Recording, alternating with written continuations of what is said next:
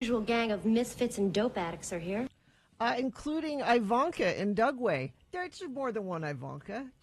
In Dugway? Yeah, she's not the only Ivanka. I think she's the only Ivanka in Dugway. I bet. I'll say that. I'll bet you that there is no Ivanka in Dugway. I bet if you look texted in. Yeah, I'm telling you. She's using a nom de plume. A nom de plume. You know who else used a nom de plume? Huh? On this day. On this day, because Salt and Pepper, what a good man. Describes me to a T, by the way, that song. I've always thought that. No, it's Pep's birthday. So Sandra Jacqueline Denton, born in 1966 in Jamaica. That song, okay, so I never knew this, so I look these up every morning, all right? What a Man is a song written by Dave Crawford and recorded for Stax Records in 1968. Hold it. What a Man by Dave Crawford. No. There is no way. The song was sampled and reinterpreted as What a Man in 1993 by Salt and Pepper. None of those lyrics, other than maybe the sentence, what a man, what a mighty good, nothing else in there is that old. What a Man, Dave Crawford, 1968. It got to number 50 on the R&B charts in 1968. And Linda Lindell, a white singer who had been supporting act with James Brown and Ike and Tina Turner, recorded What a Man as well. Dave Crawford, What a Man. Maybe Look they up sampled Linda Lindell. Part of it. What a Man. There's no way the lyrics in that song are. Shall we find out? Yeah, because I can't find anything of David Crawford, but I found he's Linda Lindell. Linda Lindell. Dave Crawford produced her version of it. What a man, what a mighty fine man. So there you go. Yeah, they just sampled the music.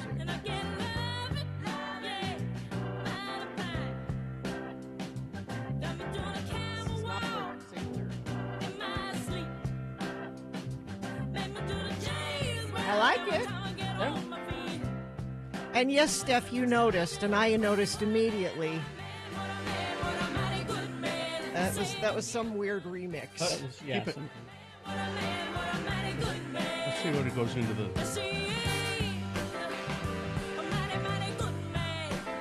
Now let's see what they do here. No, it's not. It's just that. It's just the chorus. I like this, though. Yeah. Well, there you go. Yeah, apparently that was some sort of Jingle Bell remix or something. I don't know what. Yeah. What was? The one song we we played, played that was was- not the original. Oh. I mean, it was fine, Yeah, but, I like but I it was thought not. good. I reached over there and grabbed it. No, that's fine. Another person who did that song was Laura Lee in 1970. And then Salt and Pepper and En Vogue did it together. I like it. DJ Spinderella. Which one is this? Laura Lee.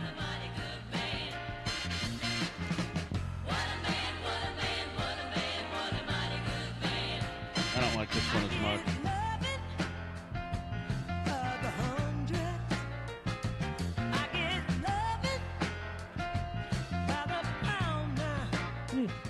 But it's really true that it does quite describe me, body like Arnold with a Denzel face. Yeah, that's what I was saying. I look in Those the mirror. lyrics are not from. I look in the mirror and I go, yeah, that's me. Bill, but I have a question for you. Yeah. Do you spend quality time with your kids when you can? I do. Okay, I well, do. Then you're a mighty good man. Quality time is light my pipe. Come on, kids, light my pipe. Why that line is the line that always bugged me in this. He spends quality time with these kids, When he can. When he can. He's a busy guy. Well, but what that's saying is he's not one of those absentee, Yeah. I get them pregnant and then I leave. Yes. No, he's got kids. And, I mean, from the sound of that song, he sounds awfully busy. yeah, he's busy. Got stuff going. He's taking care of Salt and or Pepper. Yeah. Yes. He's a God-sent original, which, again, my wife often says that about me. Bill, you're a God-sent original. And while we're on the subject of Salt and Pepper, because Salt was at the Rock and Roll Hall of Fame induction ceremony. Right. Yeah. Missy Elliott closed the show because she was inducted. Just give her the Super Bowl. Oh, there's an idea. Out of all the performances, I finally finished it, 4 hours, Out of all the performances, there was a reason they picked her to close the show. Because she can close a Because show. she can close a show. Yep. Oh, man, she was amazing. I wonder if And they've ever offered What it song to did her. she do? She did several. She did a whole A medley? medley of all of her hits. Just if there's ever any question who should be in the Super Bowl, Okay. and she's done it once before, apparently, but just let her have it because she puts on a show. Just amazing. So what's happened to Salt and Pepper? I mean, what's happened to DJ Spinderella? Well, What's going on with these people? they're They just not do anything? Do they not have to do anything? no. I'm sure they have plenty of what a man money. What a Man money? You think they got the What a Man money? Yeah. Not the guy who wrote the song? Now I want to go listen to Missy Elliott now. That's what I love, Missy Elliott. She was amazing. You should I will. watch that. Just that. Just the closing. Yeah, I can't play any of her songs, obviously, but She was at the 20. Oh, she performed with Katy Perry yeah, at the, when was it? 2015, I think. yeah, 2015. I'm here to tell you, she don't need Katy Perry. No, Just let her do it. let her go. She was amazing. Anyway, all right. Well, that was some. Yeah. Certainly. I say so. This has been Farting Around with Carrie, Bill, and Gina on X96, Radio from Hell. Yep. All right. We'll take a break here, and then we'll come back and really officially begin the show so we can finish it. Because you can't finish it until you begin it. Mm-hmm. That's what my mother always used to say to me. Bill, you cannot finish it unless you begin it. So we'll come back, and we'll take your check-ins. That helps us begin it. 877-602-9696 is the phone number to call and check in with us. Just let us know what you're doing, how you're feeling. Any comments you have on farting around, whatever you want to do. 877-602-9696. Or you can, of course, text us at 33986.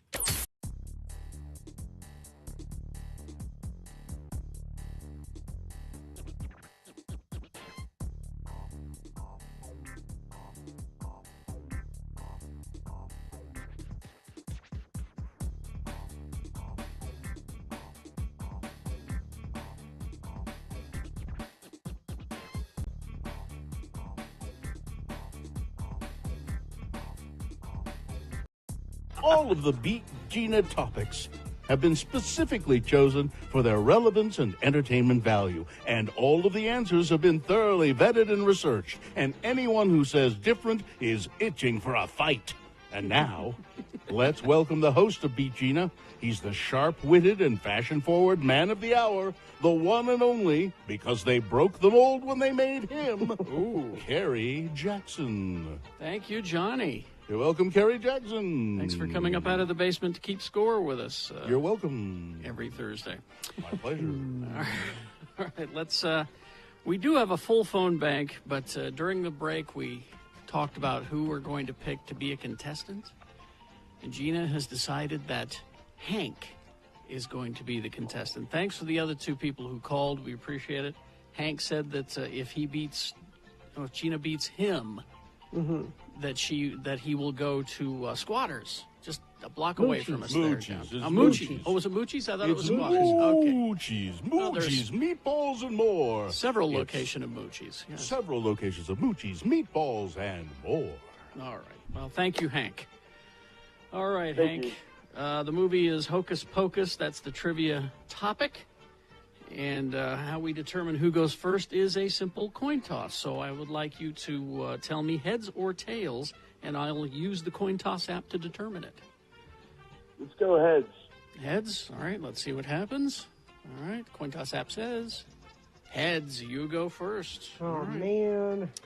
That gives you an advantage in the game, Hank. Here's how it works. Your question goes first. You get a chance to answer it exclusively with no interference. If you get it right, you get the point. If you get it wrong, Gina gets a chance to answer it and steal your point away. We'll go back and forth until we have somebody with 3 points. That will be the winner of the game. All right, here we go. Hank, here's your question. The excitement is so thick you can cut it with a spoon. Hank, What was the final ingredient for the life-sucking potion? What was the final ingredient for the life-sucking potion? Was it A, a chocolate coating? The chocolate coating makes it go down easier. B, eyes of newt. C, a bit thine own tongue. Or the final ingredient for the life-sucking potion, D, open the schools.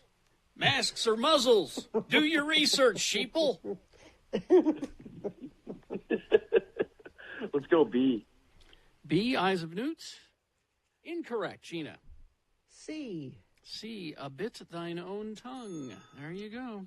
Well, the score is 1-0 for Gina, and Gina controls the question. A chance to sort of really command the game with this one. All right, let's pick a good one here for Gina.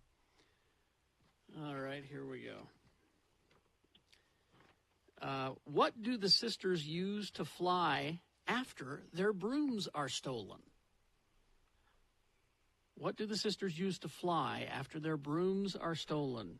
Was it A, a single-engine Piper Cub powered by a tremendous sense of self-satisfaction? B, a broom, a mop, and a vacuum? C, a Swiffer sweeper, a Swiffer wet jet, and a Swiffer duster? Product placement is key. Or D, took a cab? That'd be B. Oh, a broom, a mop, and a vacuum. Very good. All right, it's 2-0 for Gina. Hank now controls the question. Hank has a chance to get back into the game with this one. All right, Hank, let's go here. What was the name of the high school that Max and Allison attends? What was the name of the high school? Was it A, Rydell High School, B, Halloween Town High, C, East High, or D, Jacob Bailey High School? Oh, man. Let's go B. B, Halloween Town High? Yeah. That is incorrect, Gina. Well, it's not Rydell, of course. That's the Grease High School. Everybody knows that. Is it D? D, Jacob Bailey High School is correct, and by golly. Well, it was a sweep. I'm Hey. sorry, Good job, Hank. Sorry, Hank. You screwed the pooch, as they say. Yeah. My bad. 0 points. You guys are the best. Oh, Hank, you're going to go to Moochie's, right, and get some lunch? Get some Yes. meatballs Yes. or more? Get the Philly cheesesteak egg rolls, I'm telling you. If you're Delicious. I'll try if you're those. going to do that, They're Hank, why don't questionable, but now I'll try them. we give you a tote bag so you have something to carry all your meatballs in? How about that? Well, no, he's going to. Thank you, Gina. Gina, he's going to go.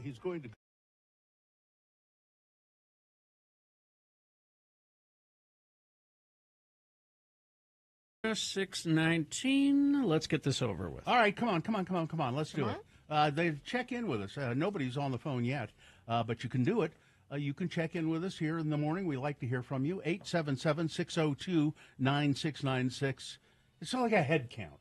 We're kind of doing a head count. We know how many people. Present? Yeah, that kind of thing. Roll call. Yeah.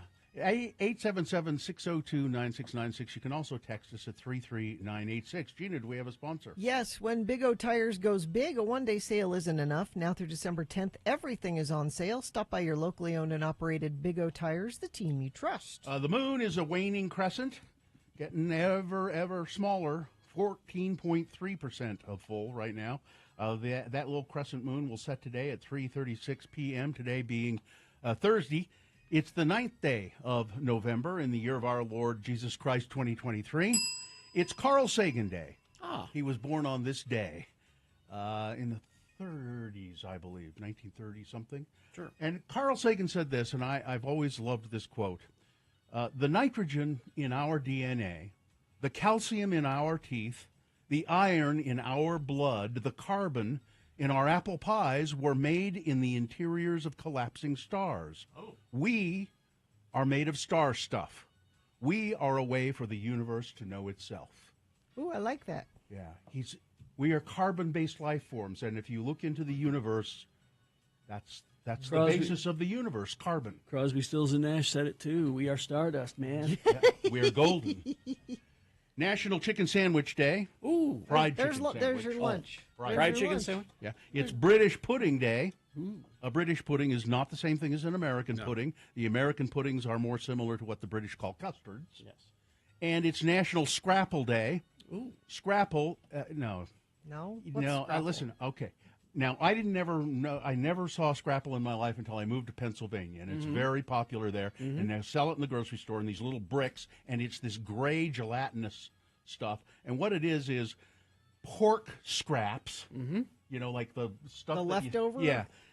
Mixed with buckwheat flour, cornmeal, spices, taking food to what otherwise would have gone into the garbage, and you make it edible I'll eat somehow. it. But you add it to things, right? It's not just No, its you own fry thing? you fry it up, you Oh. slice. It's cooked already, so that when you buy it, it's cooked. But then you fry it up like a spam or something like that. Make it a sandwich. I see. It's National Louisiana Day as well, and this is the world's most dependable morning show. Dependable. Yeah, the show that won't rush you and will always touch you in the right spot. So rock and roll. We are Radio from Hell, starring the Lords of Morning Radio, Carrie Jackson, who knows the right spot right there. Right there. I'm Bill Allred, and I grope around for it and finally find it, the right spot, Bill Allred. And over there, Gina Barberi, every bit of her is the right spot. Thank you. She is a Lord of Morning Radio. Katie, for short, is our fine producer, and Dawson and Macy are the very dependable and great interns helping out with the show. All right, so. What a turn, what a turn, what a turn, what a mighty fine intern. Intern, That doesn't sure. work. Too many syllables. I like it. All right. Let's see. Let's go to Kobe. Hey, Kobe, where are you calling from? Eagle Mountain. Eagle Mountain. What's going on out there? Cold. Yes. Okay. You have a question for us, Kobe? Yeah, so I'm a newer listener a little bit to Yeah. your morning show, and I want to ask you a question about politics. Okay. Okay. Can I before you ask the question, can I ask you how you say you're a newer listener? How long have you been listening? Do you think? About Probably 5 times to your morning show. Oh, Very really? new. Very new. Okay. And then let me ask you one other question. How did you find it? How did you find the show? Scanning through the radio, Okay. and I like the music. All right. And then I go to work early in the morning, and we won't say the other stations. I usually listen to their morning shows, but Okay. listen to you guys a couple times Okay. in the morning, and on the way home. Okay. The music I like. All right. So ask your question. I get the feeling that Okay. it's the music you like. You don't care for us that much. There's a butt coming. Well, that depends here in a minute. All right. Go ahead. So, the couple of times I've listened, are you guys Democrat supporters? That would be a good way to say it. We're I would say, and I'll speak for Carrie and for Gina, we are extremely liberal people. Yes. We are very liberal people. Okay. Always have been. Although I am a registered Republican. We are all registered Yeah. Republicans. Yeah. If you looked at voting rolls, I am registered as a Republican. Yes. Okay, but very liberal. Yes, Yes. we're very liberal Okay, people. okay, that's a good hunch I had. Okay. Okay. So, not a Biden supporter then, would you say? I am. I would, given the alternative, Yeah. yes, I am a Biden supporter. that is a good way to put it. Given the alternatives, okay. Okay. there are no good alternatives to So- Joe Biden There at are this none. point. There are none. So, You feel the guy's doing a great job. Well, yes. I think Can honestly say that? I think he's doing okay. Yes, yes. Again, Oh, better than the interesting. alternative. better than the previous person. Oh, interesting. Okay. Is it That was interesting? just my question. Okay. All right. Thanks, Kobe. Glad you're out there. Fair enough. Keep listening. Yeah. Thanks, Kobe. We'll do. Thank you. All right. See you Have a later. good day. Kobe. All right. Bye. Okay. No. I love that we have new people listening that just listen a few times. And That's great. I think Kobe is not on the we ship That's that okay. we are, but that's fine. That's all right. I listen to I used to listen to Sean Hannity almost every day. Almost every day. And I still listen to conservative radio. I used to listen to Dr. Laura. Oh yeah. I was scanning through the dial yesterday, and I don't know who those two boneheads are on KNRS, Buck and somebody. I don't know. Yeah, And- Buck Sexton and they had Donald Trump on. of course they did. And boy, oh boy. I'm was- ashamed. I'm ashamed of what our industry has become on the AM band. I'm past that. I don't care. If you want to still check in, you can. 877-602-9696. Stay warm, Kobe. Let's see. Text check-ins. This song has entirely more jingle bells than I remember it having. Yeah. Yes. This brings me back to elementary school. I can't believe no one was checking what music we listened to. Maybe that's an X poll. What album did you listen to as a kid that you probably shouldn't The have been Grease allowed? soundtrack? All of them. That you shouldn't have been allowed to listen to. All of them. Yeah. Go look up the lyrics to Grease Lightning. It's Oh, please. filthy. Practically every damn song or album Yeah. I listened to, I shouldn't have been. Nick from Ogden checking in. Been awake since 2:30. Let's get this over with. Yeah, sorry. All right. After years of dumb excuses, this week I finally started working out every morning. Good for you. And knowing I can listen to y'all live helps motivate me. Thanks for letting me listen. FOP from way back, Eric. Let's see. Johnny B checking in, listening while soldering up the last bit of half-inch water replenishing line for my radiant heat system. I'll be adding the glycol mix and firing it up today. If I done it right, I'll be able to have a warm house to work in this winter. Soldering is another word I can't say. Just Soldering. get that damn house finished, will you? He Yeah, works there's an on L. it. There's Yeah, there is an L soldering. in soldering. Soldering. Librarian, today I'm continuing to do what I can to fight misinformation and apathy. Thank you, Liza Berry. Brew the Iron Worker checking in. Hibachi Breakfast of Champions. Hibachi breakfast. Chantel checking in from Ogden. Checking in from Tucson.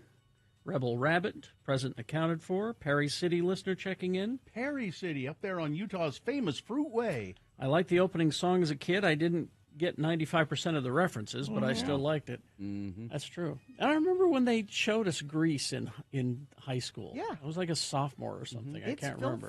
The And whole thing. I was like, should we be watching this? No. I mean, I was too dumb to know that it was dirty. Yeah. It's true. I'm surprised you know now. Well, it had to be pointed out to me. Yeah. Gina, look. Gina, come here. Metal Shop Mark in Tooele. Excited for another fun day. Dank the Donut Delivery Dude.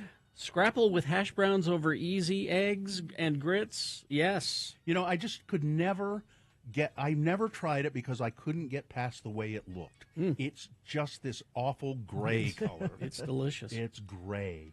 Let's see. It's T, Gina's gay son, checking in. It's only Thursday. Can I call in sick? Thanks Sure. for letting me listen. Your mom gives you permission, Terrence. You can call it sick. Chef Roy checking in. No radio station has touched me like you guys have. We know the spot. Tanner and Eagle Mountain. Let's see. So the guy checking in, fellow liberal here.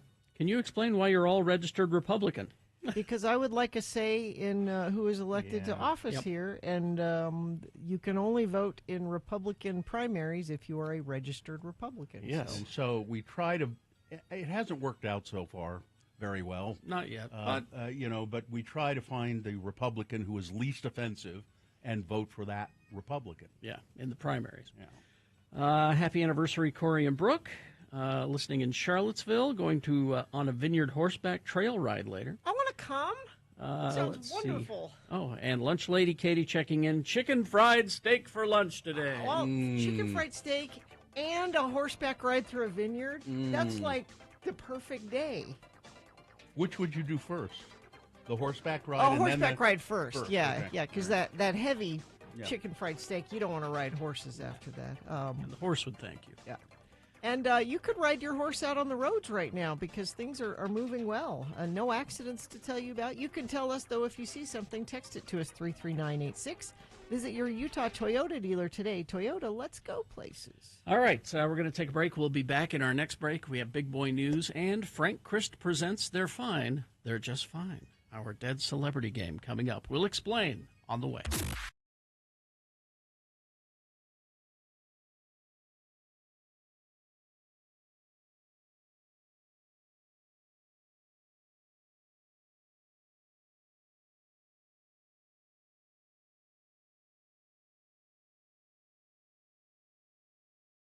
Let's see. Now, I haven't been on a vacation, a proper vacation, in about 3 years.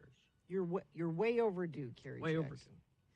So we decided to take all that money that we would ordinarily spend on a vacation and just go crazy. Because my nieces called me, and whenever my nieces call me and say, Uncle Carrie, I'm immediately... melt. I melt. I melt. Yeah. Come to Hawaii with us. You know, you could just not answer the phone. That's what I would do. That's true. But they do FaceTime. Oh, well. And how do you say, to those little faces? No, you can't. Say. No. Uncle Carrie, come to Hawaii with us. Okay. Okay. I'm terrified of getting on a plane, but I'll go to Hawaii with you. All right. So we've started making the plans, the resort, and I insisted that at least one day we get this really expensive cabana so that I could just sit there and read comic books. You have earned that, Carrie Jackson. And the kids can play in the pool Yes. and do all that stuff, and I'll just, sit and watch them, and I'll just, take it easy and drink. Okay. So I need at least one of those days. You have earned that. Now, my brother-in-law's wife, the last time that she planned a trip for me, I had an amazing time. And her and Sue, they teamed up, and they put together a trip to Walt Disney World that I will remember forever because it was so terrific. They made arrangements, everything was done. All I had to do was show up. That's great when somebody does that. And it was yeah. Sounds so great. good, so good. Yeah. And so I got an email from Anna, is her name. That's Drew's wife, and it had the schedule for our Hawaii trip. Things like you arrive, Alamo car rental, the whole thing, and then you check in. It's your itinerary. And then I see this part. Horseback riding. Well, Carrie, you know how to horseback ride. You're a farm boy. I have. If Carrie is like me, I know how to horseback ride. I don't care to do it. So Sue said to me, well, how do you feel about the horseback It's riding? on the itinerary. Now, I confessed to you yesterday, I said, it's like they don't know me, It's like they think that I'm someone else. Uncle Carrie just likes to just sit and observe. Uncle Carrie needs a relaxing vacation. And Sue says, well, how do you feel about the horseback riding? And I said, well, my first answer is no. She goes, okay, be honest with me. When was the last time that you rode a horse? Yeah. And I said, I was 16. It's been a while. It's been a while. Yeah. It's easy to do. And my guess is this horseback riding excursion is for people that don't necessarily know how to horseback I'm sure. ride. I'm sure. Probably really gentle And bless Anna for wanting the girls to have experiences like this. That's really cool of her. They're probably really excited about I'm the sure horseback they are. riding. But she said, okay, how old were you? I said, well, I'm probably 16. She goes, okay, you're going. I went, Sorry. so I am horseback riding. Now, It is going to happen. Was your horseback riding experience the last time you did it a pleasant one? No. Yeah. Okay. Carrie, might I suggest? Our horse Pepper was an a-hole. Yeah, same thing happened to me. Last time I rode a horse, I was with some BLM people, and they put me on a horse intentionally. I didn't know that was a They jerk. were messing with you? Yeah, that was a jerk, and just Carrie- wanted to go back to the trailer. Carrie, I woke up. I think it must be the bed in our room is not. Oh, there you My go. back My back is just- out. I don't know what's going on. All I can do is go sit in the cabana. I'm sorry. Well, I would love to go. Would but you have room service bring me up a cane? So I was talking to Sue about it, and I said, okay, if we're going to do this, Yeah. I need pantyhose. Yeah. There's That there's helps. rubbing. There's There's rubbing. Mm-hmm. That is a trick. That is a trick. Yeah. And it has to be the ones that are the pants, not the knee highs. It has to be the pants. Well, yeah, because it's the upper thigh that's where the rubbing. And you have to make sure that your nieces don't know. Yeah. And then I realized, wait, I'll be wearing shorts because it's Hawaii. Yeah. That's not going to work. Yeah, no. Well, you probably should wear long pants on your horse ride anyway. Probably. Yeah. Get a lightweight pair of, I'm telling you, Carrie, I just know what's going to happen. fake the bad back. Yeah. I just know what's going to happen because the last time I rode a horse, like I said, Pepper, our horse Pepper was an a-hole. Bucked me off. Well, these horses are going to be They'll be very calm. calm and- and tame. And I just, hope so. I I hope I don't get the a-hole horse. we went to that resort down by Zion, remember that? And they had horseback rides there. Now, I did not want to go and didn't. My wife and my youngest child, they said, "Oh, I want to go on a horseback ride." And my wife said, "Oh, okay. You want to go, Bill?" "Nope." "Nope. You guys have fun. I'm going to the pool." And they went, and they had a great time, and it was easy. Oh, just got a message from Sue. Uh-huh. Oh, Anna has sent an alternate activity for you. It's sitting at a bar drinking. Oh, Well, there you go. I guess we're okay. And you don't have to wear pantyhose for Because, see, that. I was trying to figure out, do I cut them at the knees? You could, yeah. Or if you wear pantyhose at the bar, it might be interesting. I'm going to be saddle sore. I just know it. Yeah. Oh, I think you've got an out, Carrie. I think you're good. I will ride the horse. Oh, I Uncle will ride. Carrie will rise to the occasion. Yep.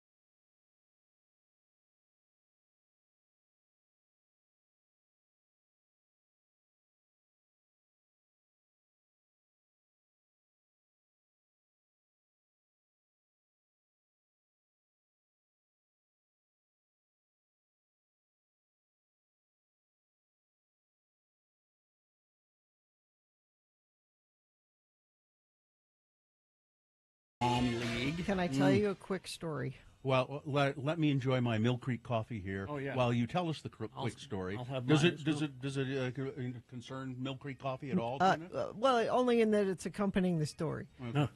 I'm living in the dorms at the U, Yes. Austin Hall, Okay.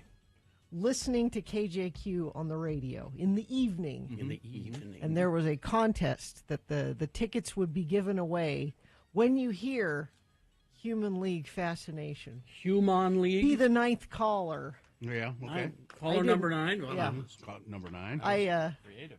I did. It was Mark Christiansen who was Meandering hither and yon hither and across yon. the Wasatch Yes. Front. I didn't win. You But is didn't that win. funny that I have a vivid memory of sitting in my dorm room trying to win tickets on KJQ? Well, that's a fascinating story. What? It is. It's fascinating. Just there all by yourself in your dorm room. Yes. Trying to win tickets. Yes. Did you have a cell phone, or was it the phone, A cell phone? or was it the phone in the dorm room? there were no cell phones. It's all kind of bleeding together for him. It's, There were no cell phones. Well, there were. No, there weren't. Those big brick ones. Nope. Even those were not around. all right. Boy, I'm old. I'm older I than am you really think I old. am, Bill. And I'm really old. All right. Let's get to, coming up after this, Big Boy News and Opinioendo, it's Frank Christ presents They're Fine. They're Just Fine, our Dead Celebrity Game. Giving you a list of 4 celebrity names. 3 of those celebrities are just fine. 1 dead. Pick the dead one correctly. You will win. You will win. We're going to change it up today a little bit. Creed tickets. Creed tickets. Yeah. Yeah. 877-602-9696. Line up when you feel the need. The sooner, the better. Right now, Big Boy News, brought to you by Don't fight the IRS alone. Let the experienced, savvy team of McClure and Stewart do it for you. They're experienced, they care about their clients, and they get results. Do yourself a favor, get a free consultation. Find them online at McClureandStewart.com. I'm looking forward to this, season 3 of The White Lotus. The creator of that show, Mike White, has described the upcoming third season as longer, bigger, and crazier. Speaking to Entertainment Weekly, White explained that he hopes to start filming season 3 of the HBO series at the beginning of the year. If the ongoing SAG-AFTRA strike is resolved by then, it has been. It has. I'm seriously finishing scripts, White said, still waiting to be able to cast. If the SAG strike isn't resolved soon, well, we'll have to push it back again. But he says it's going to be a bigger season. It's going to be a supersized White Lotus. Longer, bigger, crazier. I don't know what people will think, but I'm super excited. So at least for my own barometer, that's a good thing. I've been very pleased with all seasons, both seasons. Mike White knows what he's doing. White Lotus. Those are they've both been very entertaining. And yes, the SAG-AFTRA strike is finally over. After months of protesting, Actors Union, SAG, and AFTRA, Screen Actors Guild, and the American Federation of Television and Radio Artists. Why aren't we in AFTRA? That's a question I've been asking for years. Says it's reached a tentative deal. Oh, that's right. This is a right-to-work state. Yeah. Exactly. Tentative deal with entertainment companies and the Alliance of Motion Picture Television Producers on new employment terms for Hollywood creators. The deal was expected to all but end what has been considered one of the longest labor fights in Hollywood history, which reached crisis levels at times during the weeks of picketing. At the heart of the battle was a high dissatisfaction over the pay that was doled out by streaming services and the fear of an ever-increasing presence of artificial intelligence technology encroaching on the industry and its workers. The union sent a message to its members Wednesday, writing, "We are thrilled and proud to tell you that today negotiators voted unanimously to approve a tentative agreement." The statement said the strike has been officially suspended, with all picket locations closed down. On Tuesday, Dr. Hussam Abu Safia, the head of pediatrics at the Kamal Adwan Hospital in Gaza, ultimately picked up his phone and told Scripps News that his hospital is on the verge of running out of fuel, meaning that many children currently hooked up to ventilators might be dead instantly. He's asking that the UN come and make sure that his hospital is not used for any other means, but they need fuel. So, I mean, what he's saying is, you come and see. We are not housing any Hamas here. This is a hospital for children. They need the fuel. In recent weeks, Israel has allowed a limited number of humanitarian trucks to enter Gaza from Egypt, but so far Israel has refused to allow fuel, citing concerns that Hamas would seize it. Hamas is also accused of stockpiling vast quantities of fuel. On the phone, Dr. Abu Safia also explained that he's using vinegar and honey instead of sterilization. So he's using vinegar and honey to sterilize things, and that he has run out of antibiotics and anesthetics. They try to attract the attention of the child by, he said, we try to distract them when we have to operate on them. We don't have any anesthesia, so we. What is wrong with our world? I don't know. And this will make you say that again. Former Utah therapist Scott Owen was arrested yesterday in connection with accusations that he sexually abused patients during sessions. Owen, who is 63 years old, was booked into the Utah County Jail on suspicion of 6 counts of rape and sodomy and so forth. Owen has not been formally charged, or had not been formally charged as of Wednesday. The Salt Lake Tribune generally doesn't name suspects until they're charged, but he was the subject of a recent ProPublica investigation that detailed the abuse allegations of 7 of his former patients. I don't know if that's him. That's not the picture that was in the Tribune. That does not look like I don't the know picture. who that is. No. That's not him, so take that down. Take that down. Whoever that is. Yeah, we don't know who that is. That's not him. In a probable cause statement released Wednesday, a Provo police officer wrote that the department had interviewed 12 former patients of Owen's since August. Owen was arrested on allegations connected to 2 former patients. He built a reputation over his 20-year career in Utah County as a specialist who could help gay men who were members of the Church of Jesus Christ of Latter-day Saints, be not gay again. Several of the but men. here's how he helped. You need to have a healthy relationship with a man before you can have a healthy relationship with a woman. So I'm going to show you. Is that what he Yeah. did? Yeah. Wow. 5 Republican candidates held the third Republican presidential debate on Wednesday in Miami. And one thing we learned for sure is that Vivek Ramaswamy is an insane human being. He's just crazy. I think it was Rachel last night say what he was doing, he's not running for president. He's auditioning to be Rush Limbaugh. Probably. So he's being outrageous on purpose. Yes. The first questions to candidates concerned Donald Trump's bid for the White House, his mounting legal troubles, and how they would differentiate themselves from him as president. DeSantis criticized Trump for not attending the debates. Nikki Haley criticized budget deficits under the Trump administration. Let's see, the war in Israel. Candidates, they said what you would expect them to Yes. say. They were very hawkish about it. Yeah. All the finest Kremlin talking points were. And they're a handful of just really ineffectual people. They really are. And they had this cutaway during commercial of we're going to take a break, and so the candidates walked out from behind the podium, to stretch their legs. Mm-hmm. And poor DeSantis, I feel for him because standing in heels for a long time hurts your feet, and you could see him walk away from his podium gingerly on his feet, like ow, ow. Well, and then he realized he had to go down a step. And so that was a problem because he's 3 inches higher than he normally would be. Your These kinda center weird- of gravity is Kind all of weird built-up cowboy boots or something. But before that, the thing that was funny was that nobody wanted to talk to him.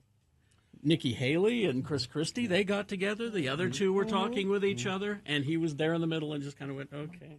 State lawyer Louis Solomon appeared to lose his temper with Ivanka Trump for giving 3-minute descriptions about hotels and not answering any questions. The court has been shown a letter from the GSA, the government agency that runs the old post office in Washington, in which it expresses concern about Donald Trump's financial statements. Ms. Trump, Ivanka, later traveled to Washington, D.C. for a presentation to the GSA, but appeared to avoid answering whether her father's financial statements were brought up during that meeting. Solomon raised his voice, saying, "How can you remember other things in such detail, but not whether the subject of this financial statement was discussed?" The former president's daughter denied any wrongdoing in connection with all of this, and she gave testimony that was just bland. I mean, I don't recall. I can tell you about the hotel room, but not what the. The thing that people keep forgetting about this trial, though, is that it's already been decided that fraud has happened. Yeah. That is decided. because you can't deny the What we're doing now is deciding how much you need to pay back or what will happen, what the consequences are. That's what this is all about. You can't do business in New York ever again. Yeah. And finally, this story: Kraft singles. Delicious. I just ate one yesterday, as a matter of fact. Sometimes they're just sitting there, and I'll just take one out, Oh, yeah. unwrap it, and eat it. Oh, yeah. Kraft singles and Top Chef finalist dumpling extraordinaire Shirley Chung have teamed up for the creation of a new soupling, first of its kind grilled cheese and tomato soup dumpling. Souplings brings together two iconic classics, tomato soup and grilled cheese, for the first time in one bite. Starting November 8th, 2023, the Kraft Singles Souplings will be available at Ms. Chung's restaurant. Yes. For those that are unable to make it to the restaurant, the Souplings will also be available to order on Goldbelly starting Heck yeah, November you 15th. know that. And if you don't, if you know what these kind of dumplings are, they're full of, like my family eats them all the time. Yeah. They're full of soup in a dumpling, hot soup in a dumpling. Yeah. And Pop them in your mouth and they explode. And, it's delicious. so this will be tomato soup and Kraft Kraft single packaging kind of thing. All right. Sports weather traffic. Well, Jazz rookie Keontae George got a really good birthday present. He turned 20 yesterday, and coach said, "Hey, you wanna have your first NBA start for your 20th birthday?" And he said, "Do I?" Which is pretty cute. They ended up losing, although, to the Indiana Pacers, 134-118. They play next. Let's see. Tomorrow they play the Memphis Grizzlies. Have they won some games? Yeah, but not on the road. I don't think they've won one on the road. I think they've won two so far. Let's see. NFL tonight, Panthers and the Bears. That's at 6:15. Weather. It's pretty chilly right now, 30. Only going to get up to 49 for a high today. But no chance of storms, it looks like, for the foreseeable future. We kind of stay in this upper 40s, low 50s for daytime highs for a while. Traffic, just one thing to tell you about. Stalled vehicle northbound I-15, 86 South Collector Ramp. It is off to the left shoulder. Utah First Credit Union, they work with you, not just your credit score, because your experience matters. Apply for a judgment-free auto loan and color outside the credit lines at utahfirst.com. What? Huh? What? I'm sorry. Oh, What? Frank. Frank Christ, what? I forgot to. It's a whole Bluetooth. It's pairing. Oh, I it's, see. it's spinning. I It's see. spinning. It's spinning. I don't understand what's going on. Oh, wait, there it is. Yes. There he is, Frank Christ. You need your spooky organ Sorry, it's music, just or my- people yeah. won't know who it is. My JBL clip that I have. Yeah, I wear it on my belt, and Uh-huh. I have to bring my music with me Sure. everywhere I go. And You know, Frank, maybe you should change the music up. Do something peppy. Peppy? A polka, maybe, of some sort. Happy Yeah. doesn't fit the mood. Well, you always seem so gloomy and I sad. don't like taking our precious celebrity. He's a Grim Reaper, Bill. I know. Frank Christ is here. He is the Grim Reaper. He reaps the souls of precious, precious celebrities, which is hard for Frank because I love our precious celebrities. I'm so happy that the SAG-AFTRA strike is over. Oh, Yeah. yes. So they can start. Have you been down there picketing with them? They haven't seen me, but I've been there. And just checking on, because it gets kind of hot. yeah. Sure, yeah. Sometimes they might, collapse. Yeah. Frank is tasked with reaping the souls of celebrities. I think that's just horrible that you have to do that because I know how much you love I them. love our precious celebrities. And he joins us to play a game we call Frank Chris Presents. They're fine. They're just fine. He's given me a list of 4 celebrities, and 3 of the celebrities on this list are... They're fine. They're just fine. Yep, but one of them, Frank has taken off to the distribution center This was a hard one. in his electric scooter, and it's very sad that he has to do that. Do we have a contestant? Tori. Who Tori it? is here. Tori? There's Tori. Hi, Tori. How are you? I'm doing great. How are you? I'm fine. I'm just Actually, I'm fine. fine. Yeah, Just fine. you're She there. got You it. go, She Tori. got it. You got it. You're fine. You're just fine. Thank you, Tori. What can Tori win if she identifies the dead celebrity on Frank's list? Tickets to see Creed with special guest Three Doors Down and Finger 11 Friday, September 6th that you saw in the amphitheater. She feels the need for Creed. Tori, are you ready to play? Yes. Okay, here we go. Now, because it's National Louisiana Day, I decided I'd look up and see what these famous people from Louisiana, see who's there. And Frank has identified one of them on this list as being departed. So here you go. Number 1, Clarence Frogman Henry. Oh. Rhythm and blues singer and pianist, best known for his hits Ain't Got No Home and I Don't Know Why, But I Do. He started learning piano as a child with Fats Domino and Professor Longhair being his main influences. He opened 18 concerts for the Beatles. He opened for the Beatles across the United States and Canada, but his main source of income came from the Bourbon Street Strip in New Orleans, where he played for 19 years. Number 1 on the list, Clarence Frogman Henry. Number 2, Kitty Carlisle, regular panelist on the TV show To Tell the Truth. She served for 20 years on the New York State Council on the Arts. Carlisle was in Woody Allen's Radio Days and in 6 Degrees of Separation. She also widely performed her one-woman show in which she told anecdotes about the great men of American musical theater that she knew. Number 2, Kitty Carlisle. Number 3, Buddy Guy, blues guitarist and singer born in Louisiana, who influenced generations of guitarists, including Eric Clapton, Jimi Hendrix, Jimmy Page, Keith Richards, Stevie Ray Vaughan, Jeff Beck, Gary Clark Jr., and John Mayer. Buddy Guy played with Muddy Waters as a session guitarist at Chess Records, and he began learning to play the guitar using a 2-string diddly bow that he made. Number 3, Buddy Guy. And finally on this list of Louisianans, number 4, Patricia Clarkson. Her accolades include a Golden Globe Award, 3 Primetime Emmys, Tony Award. She made her feature film debut in Brian De Palma's The Untouchables, followed by a supporting role in Clint Eastwood's The Deadpool. She also appeared in Woody Allen films Vicky Cristina Barcelona and Whatever Works. Number 4, Patricia Clarkson. Of those 4, one of them's dead. Who is it, Tori? I feel like it's 1 or 3. I'm going to go with 1. Number 1, Clarence. Oh, No, that's a good guess because Opening he's- for the Beatles? Yeah, yeah. he's I would have guessed that too, Tori. I mean, he's okay. he's 86, but he's still out there. I'm going to give you another chance, though, Tori, because we believe in second chances here on the Radio from Hell show. Is it Kitty Carlisle, Buddy Guy, or Patricia Clarkson? Kitty Carlisle. Yes, it's Kitty Carlisle. She died back in 2007 at the age of 96. Wow. She was a star. I didn't put this in her because it would have been a giveaway. One of her early starring roles was in a Marx Brothers movie. So there you go. Kitty Carlisle, number 2. You get the tickets to go see Creed, Tori. Are you excited about that?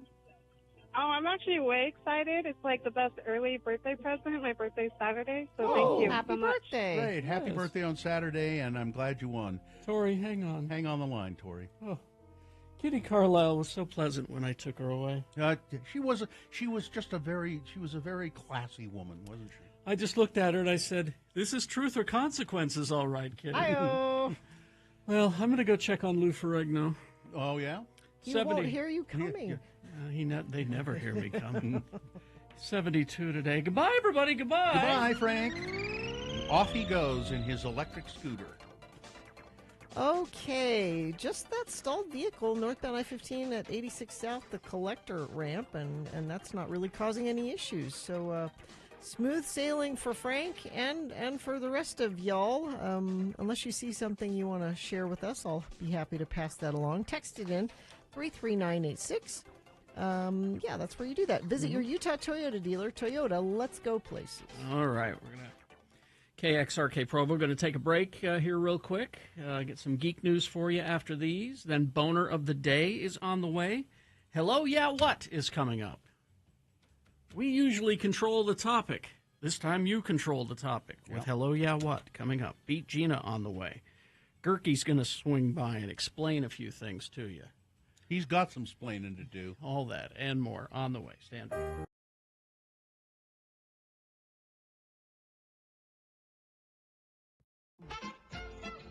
As David Bowie once sang, the shrieking of nothing is killing.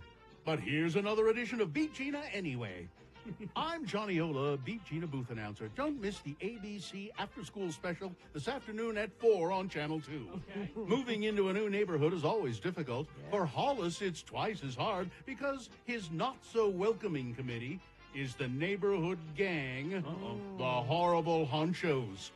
The honchos make it their business to torment and bully the new kid on their 17th Street turf. Starring Kim Richards as Minnow and Christian Jutner as Hollis. Make sure you watch this afternoon school special with your kids. The Horrible Honchos, today at 4 p.m. Brought to you by General Foods and M&M Mars.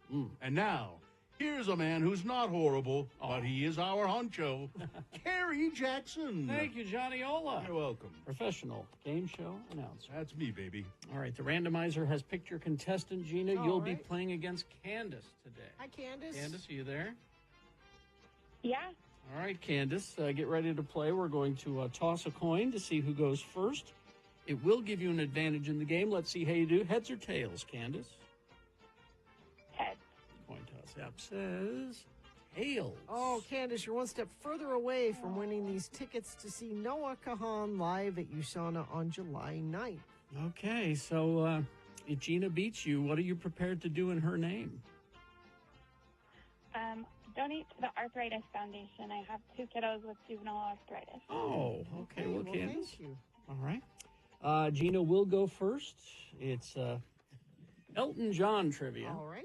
Because on this day, in 1979, Elton John, sick with the flu, collapsed in the Hollywood Universal Amphitheater. Oh, so that's no. why Is- Nick, Johnny, were you there? Is he all right? Nick decided that's why we should do Elton John trivia. And so thank you for that, Nick. All right. So the first question goes to Gina. She gets to answer it. It's multiple choice. If she answers it correctly, she gets the point. If not, Candace, I'll come to you and let you steal the point away from Gina answering it correctly. We'll go back and forth till one of you gets 3 points. First question, Gina. Okay. Elton John's hit Saturday Night's All Right for Fightin' Yes. was first released on which album? Is it 1, Don't Shoot Me, I'm Only the Piano Player. 2, Goodbye Yellow Brick Road. 3, Music to Make Love to Your Old Lady by. Or 4, Pasture of Muppets. Did you come up with that? No. No. These You are not allowed to question the host. Gina, these these are not the rules. These could be all real. Goodbye Yellow Brick Road. That is correct. Gina I got have a that point. on vinyl right over there. So, all right. It's Candace's turn now. Candace.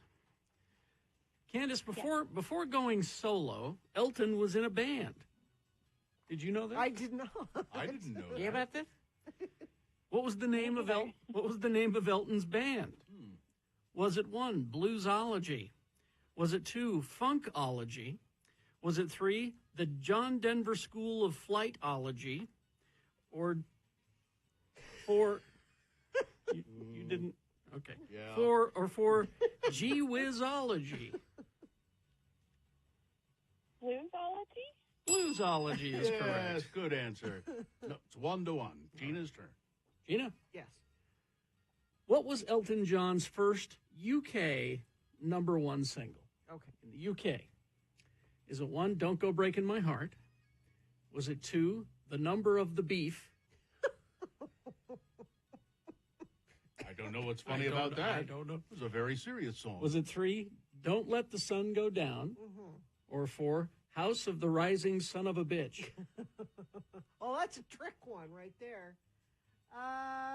Don't Let the Sun Go Down. No? Really? Well, Really? how about that? Ah, Candace, this is a perfect Candace. opportunity for you. Yeah.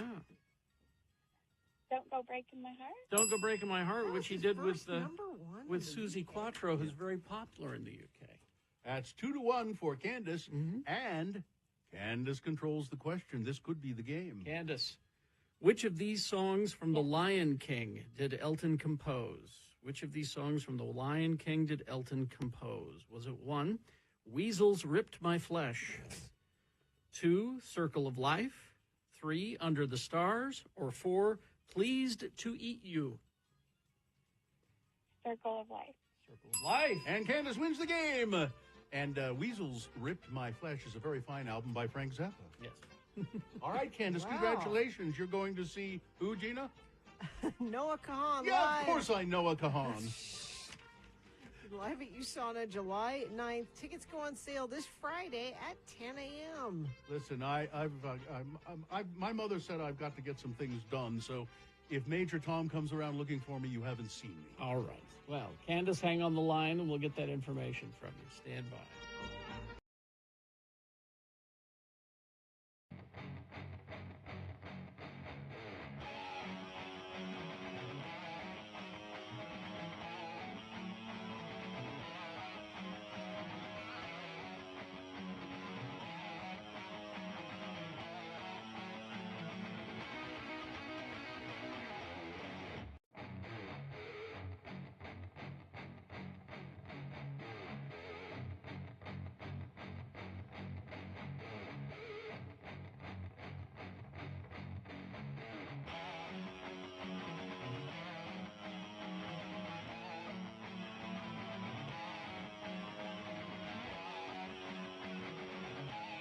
Three nine eight six. Yeah, like Eric in Tremont did. Eric? In Tremont. Tremont. I'd like to go back up to Texas. Tremont. I want to go back up there and have those Oh, yeah. rolls with the brown gravy. At the Munns Cafe? Oh, yeah. Those were good, weren't they? Mm. All right. Sorry. Now I'm thinking about those Yeah. rolls. Mm. It's Geek News Now, brought to you by. Lost Caverns of Ixalan for Magic the Gathering is coming soon. Haster Games is having a special pre-release event Friday and Saturday. Sign-ups are available now at hastergames.com or drop by the store 6831 South State. Okay. This one, I always try to bring you something to look at while you're at work, because you play on the internet at work. You don't work at work. Yeah. And so I found you a few things that you can watch today. First of all, this dropped on us yesterday, just out of nowhere. A brand new Ghostbusters trailer. Yes, this is... Now, there's another Ghostbusters movie. yeah. This is the sequel to Ghostbusters Afterlife, where they dug up the body of Harold Ramis. Oh. Carrie's not happy about it. Why? Now, what do you mean by that? It was a perfectly fine Ghostbusters movie. It was. But the premise was Egon died, and these are his grandkids. Yeah. And they're going to take over the Ghostbusting. Oh, okay. And then they had a computer graphic, ghostly Harold Ramis at the end, helping the original Ghostbusters to defeat this foe. Would like Harold I said, have been okay with that? Do you? Harold's family was fine with it. Okay, sure. All right. So, I mean, I don't know how he would have felt, but his family was cool with it. They were in on it. They got the money. They got, yeah. I just thought it was kind of... Thought it was in poor taste. I did, yes. But anyway, so we did get a trailer for the new Ghostbusters movie. And this is, here we go. Of course, Ecto-1 there. It's coming this spring. We don't have a date. First time in New York history, people froze to death in the middle of July. What is it? The death chill. The power to kill by fear itself. Your veins turn to rivers of ice. Your bones crack. And the last thing you see is your own tear ducts freezing up. Like, literally scared to death? So cool. Yeah. Is that Patton? That's Patton Oswalt. Okay. He's in it. Yeah. Yeah. It's called Ghostbusters Frozen Empire. And, it's, I mean, the big bad... the big bad at the end looks pretty scary. But this brings everybody back, except, of course, Harold Ramis. But they could. Apparently they could. Well, it is Ghostbusters. I suppose, but this was Paul Rudd, Finn Wolfhard, McKenna Grace, Carrie Coon, Logan Kim, Celeste O'Connor, and the surviving, of course, regular Ghostbusters, Kumail Nanjiani, Patton Oswalt. They're all going to be in it, and it's about a ghost that uses fear, and somehow that is conducive to cold. Okay. Because it shows the entire city freezing. Everybody's scared. Ice, forming everywhere. Okay. And that's the big bad. Sometime this spring is when that'll go out. Right. If you're a Ghostbusters fan, go ahead and take a look at that. Now, Ed, if you're a Godzilla fan... He is. In fact, he is. On YouTube, if you just search Monarch Legacy of the Monsters exclusive opening scene John Goodman, any of those combinations, you're going to get to see the first 3 minutes of this TV series. Okay. And I'll tell you, it looks really cool. I don't know if this will get to you. I hope so. Actually, I don't, because it'll probably mean I'm dead, which you may not feel too busted up about. Sorry, I gotta keep this short. You may never forgive me for what I took from you, and I can't go back in time and fix all the mistakes I made. But maybe I can leave something for the future. A legacy. And you'll realize it was all worth it. So the first 3 minutes, it's, this is the one with Kurt Russell, Wyatt Russell, and it's called Monarch Legacy of the Monsters. And they're not kidding when they say monsters, because in this opening scene, there are two monsters fighting. One is chasing John Goodman, and it looks like a giant daddy longleg. Ooh. And it's trying to get him, and he gets up to the edge of a cliff, and of course in the ocean, and here comes the big daddy longleg, and it just looks creepy as hell. And then from out of nowhere comes this kind of crab monster, and they fight. Okay. As John Goodman is underneath their legs as they're fighting, and it's really, it looks cool. So there's something for you to look at today, Ed, or anybody. More trailers for you. Of course, tomorrow is the opening of Marvels. We got a new trailer that was dropped during some sporting event earlier this week. This is the final trailer. And what they're doing with this marketing is member berries, as we like to call them. Hey, remember this? Oh, okay. Remember that? I remember. Heroes. It's an old-fashioned notion. The first 30 seconds of this trailer for the Marvels Still use them. is footage of Ready. Whatever Avengers Endgame, Whatever it takes. and Iron Man movies. So none of this is in it. This So is it's like, just- do you remember how these movies made you feel? How you enjoyed them? Remember that? My work. Remember Thanos? Remember? There will always be You know, more. and then they dive right in and they give you plenty of footage for the marbles, Okay. I see what they're doing there. which looks great. the beginning. And there's hope that In space. now that the strike is over, that hopefully that Brie Larson and the whole cast can get talk out there about it? and Yeah. can promote it now.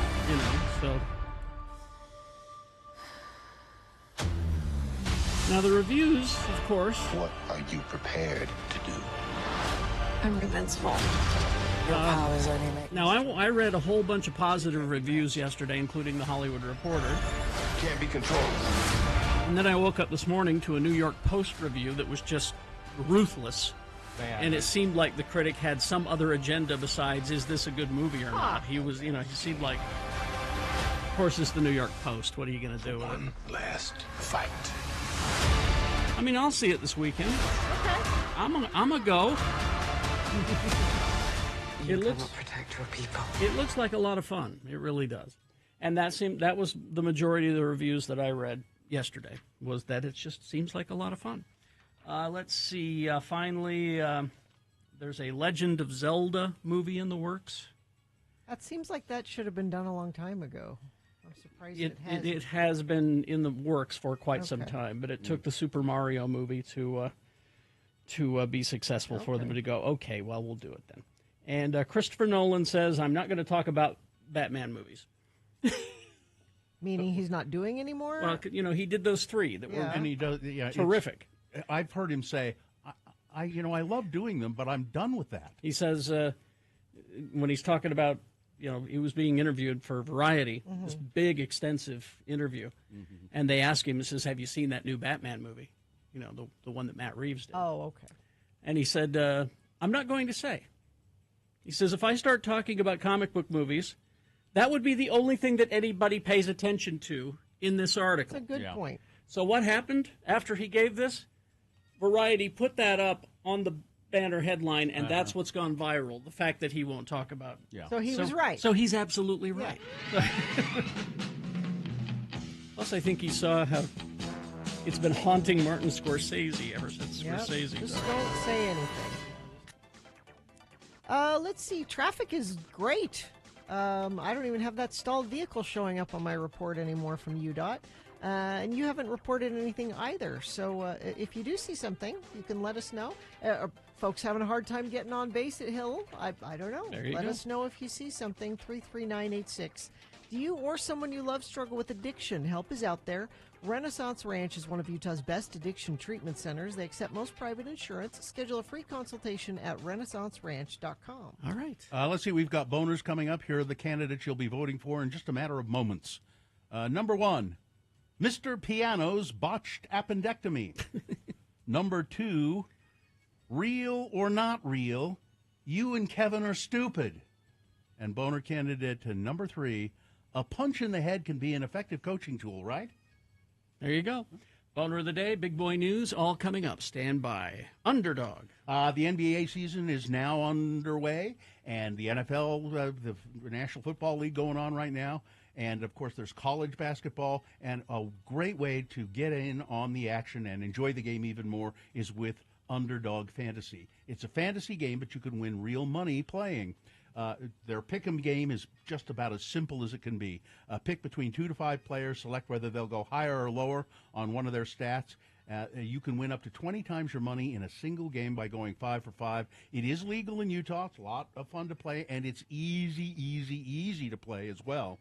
So build your dream team today. Go to their easy-to-use mobile app or to UnderdogFantasy.com. Sign up with the promo code ALLRED, ALLRED, and Underdog will double your first deposit up to $100. Plus, new customers will have a mystery special pick live in their Pick'em lobby. That's Underdog Fantasy, promo code ALLRED. Get your first deposit of $10 or more, up to $100 doubled, plus your special pick in the Pick'em lobby. Must be 18.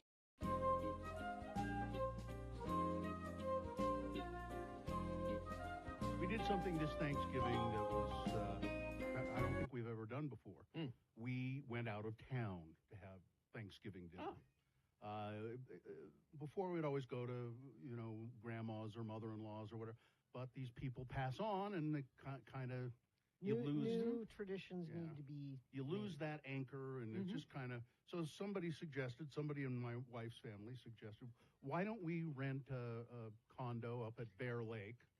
I heard there are these new condos up there that are really nice. It's a place called Water Dance, and they are very nice. And we'll go up there on Wednesday. Then each person will be responsible for some portion of the Thanksgiving dinner. All right. So my wife was assigned the Brussels sprouts. My son made the mashed potatoes and gravy. All right. Well, actually, I made the turkey stock for the gravy. And my daughter baked 2 pies. And let's see.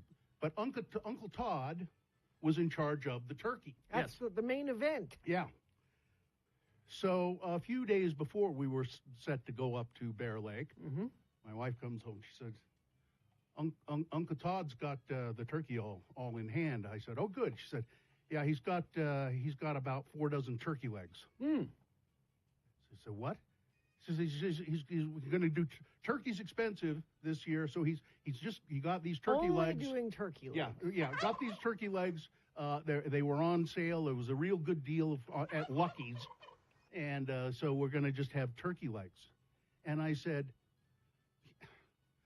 people don't like dark meat, mostly. Now, I like it. It's my favorite. I like it, but most people don't. That's why they breed turkeys with giant breasts, because most people like the white meat. It ain't natural. And so I said, I'm buying a turkey breast to take up there, which I did, and I'll cook it. I'll roast it. Which the oven was full of Uncle Todd's turkey legs, and so I had to. I thought, what am I going to do? Oh, there's a grill outside. I'll just put the grill pan and use it like an oven. Use the grill like an oven, and I did that. It worked out great. Good. Uncle Todd's turkey legs were inedible. What happened?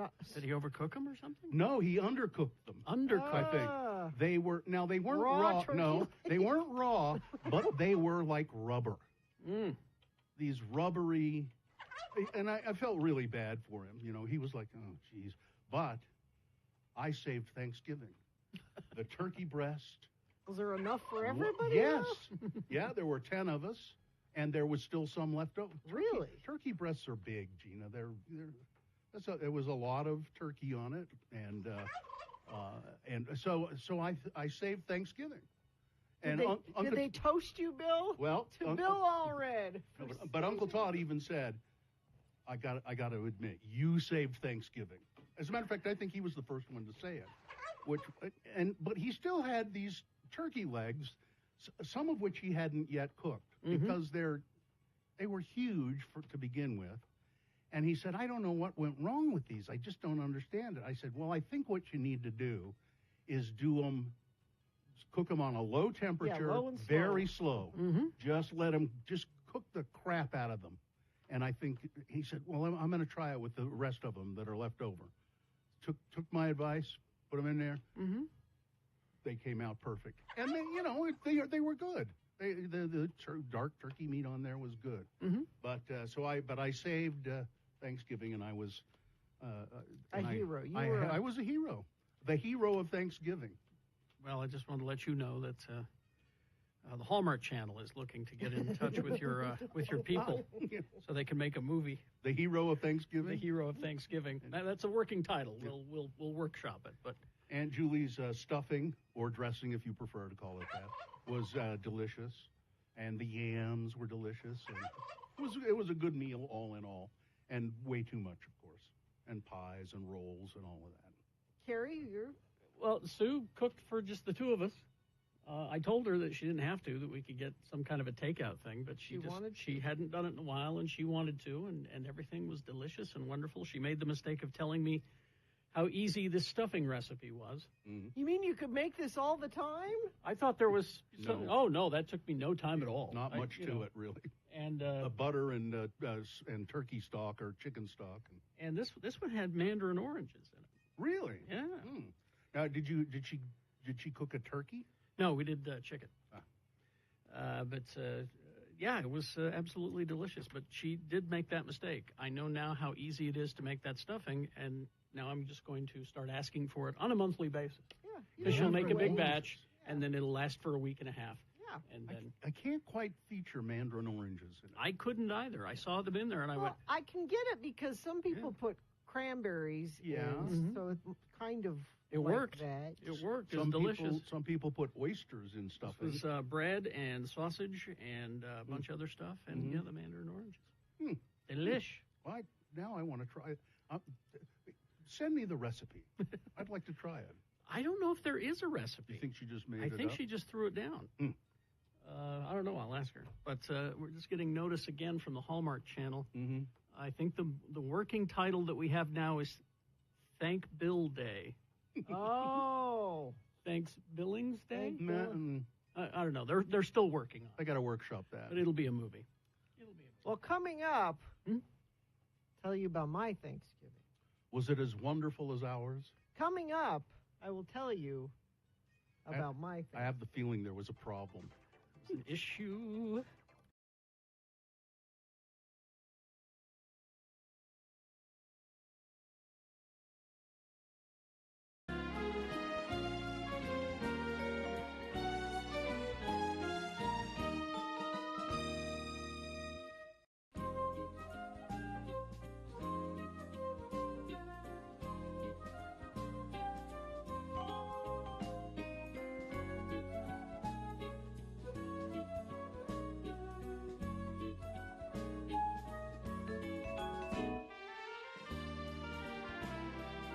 Yes, pork and beans. 7:23 right now, and it is time for Boner of the Day. 3 news stories. These will be examples of bad, stupid, funny human behavior. You will decide with your vote. Of these 3 candidates, which one is the worst? Which one deserves to be Boner of the Day for today, November 9, 2023? I'll give you 2 candidates now, a third after the news. Once you've heard all 3, you'll vote. One of you lucky random boner voters will, in fact, receive. I can't buy it. Got to win it. Radio from Hell boner T-shirt. Here's boner candidate number 1. Mr. Piano's botched appendectomy. Well, yeah, that's the guy's name. A man is suing a hospital and 2 surgeons for medical malpractice after he went to the emergency room for appendicitis and ended up having part of his colon removed. Oh, man. Earlier this month, George Piano and his wife, Mr. Piano. Mrs. Piano, that's their last name. Okay. took legal action against the University of Washington, along with surgeons Nidhi Udyavar and Paul Herman. The lawsuit is in response to an alleged botched appendectomy procedure that Mr. Piano underwent in December 2022. Udyavar, as the attending physician, had the responsibility to oversee the training surgeon, Mr. Herman, but according to a press release by Edward Moore, one of the attorneys representing Mr. Piano, the surgeons were unable to find his appendix, Mr. Piano's appendix. And then they mistakenly removed a piece of diverticulitis on his lower colon. Ooh. Following that surgery, Mr. Piano began to experience abdominal pain, which was worse than before his surgery. The bowel contents began to spill into his abdominal cavity. That's so dangerous. Yeah, causing him to become sicker. The doctors had to install a colostomy bag or an ileostomy bag where Mr. Piano's intestine protruded from the abdomen. Mr. Piano said that the leakage resulted in sepsis. He is very ill. I'm lucky that I'm still alive, he said. We didn't want it to happen to someone else. Someone needed to stop this and take responsibility. So that's why we are suing. Plus, I'm just sick. Yeah. Boner candidate number 1, Mr. Piano's botched appendectomy. Here's boner candidate number 2. Real or not real? I just almost don't care. You and Kevin are just stupid. Think about getting a guy's name tattooed across your face. Sure, being head over heels in love is a many-splendored thing, but let's face it, permanently stamping a partner's name on your forehead is something most sweethearts would refuse to even consider unless, of course, you've got a lover like Kevin. If you go to x96.com/live, there is a picture. Yeah. And I saw the video. I did too. Of her getting the tattoo, and it looks like a real tattoo. It's not henna. It's real. Well, I'm not so sure because I've gotten to, and I watched that footage. I'm not so sure because usually, I mean, there's some blood when you get tattooed. There's blood involved, and I don't see any blood. Well, I don't know if there's any blood circulating in that brain. So. Getting my boyfriend's name tattooed on my face, gushed ink-loving Londoner Anna Staniskovsky in captions of an eye-opening TikTok post. Let's do it. The footage has nearly 19 million views, shows the woman apparently getting her boyfriend's name, Kevin. Kevin Freshwater is his name. Kevin, Freshwater was too long. Kevin tattooed on her forehead. Now, some people say there's no needle in that machine. It's a prank. There's no blood, no redness. But I don't care whether it's real or not. You and Kevin are stupid. Boner candidate number 2. Coming up in a moment, boner candidate number 3. A punch in the head can be an effective coaching tool, right? Boner candidate number 3 coming up after this. Big Boy News and Opinnuendo brought to you by. I'm going to get it. This holiday season, witness the magic of the Nutcracker. Opening December 8th, featuring the timeless music of Tchaikovsky, performed live by the Ballet West Orchestra. Tickets at balletwest.org. Thank you. Well, I wish I could be one of these 2 lucky fans. 2 lucky fans could spend a Thanksgiving-inspired stay with the Queen of Thanksgiving, Martha Stewart. Oh, I wasn't sure who the Queen of Thanksgiving was. Well, it sure as hell isn't the barefoot contestant. I'll tell you about that. That's coming up. Martha Stewart partnered with the travel website Booking.com to allow access to her farm in Bedford, New York, from November 18th through the 19th. 2 fans will get to do activities planned by Martha Stewart herself, including a welcome tour of the house, a guided tour of the property led by head gardener Ryan McAllister. He's so handsome. Guests will visit her chicken coop, her gardens, and stables, and then they will enjoy brunch with Martha Stewart. Bill, are you going to do this? And receive signed copies of her cookbooks. Well, you I have know to how you win love it. her. You have to win Yeah, it. you got to. All I ask is that you bring your own weed. Thanksgiving has always been one of my favorite holidays to celebrate, which is why I'm excited to be Booking.com's newest host, Stewart said. I'm all about making it easier for everyone to celebrate life's big moments, so really appreciate how Booking.com has made it to list my tenant house on the site. Let's all toke up and enjoy Thanksgiving. What? Let's see. We'll move on to more serious matters now. An Arizona judge has dismissed a high-profile child sexual abuse lawsuit against the Church of Jesus Christ of Latter-day Saints, ruling that church officials who knew about a church member, we've had this story in and out of the news for a long time, knew that a church member was sexually abusing his daughter. The Arizona judge has ruled that the church officials had no duty to report the abuse to police or social service agencies because the information was received during a, quote, spiritual confession. I am so opposed to this. In a ruling on Friday, Cochise County Superior Court Judge Timothy Dickerson said the state's clergy penitent privilege excused 2 bishops and several other officials with the church, widely known as the Mormon Church, it says here, from the state's child sex abuse mandatory reporting law because Paul Adams initially disclosed during confession that he was sexually abusing his daughter. Church defendants were not required under the mandatory reporting statute to report the abuse of Jane Doe 1 by her father because their knowledge of the abuse came from confidential communication. Abuse for children specifically?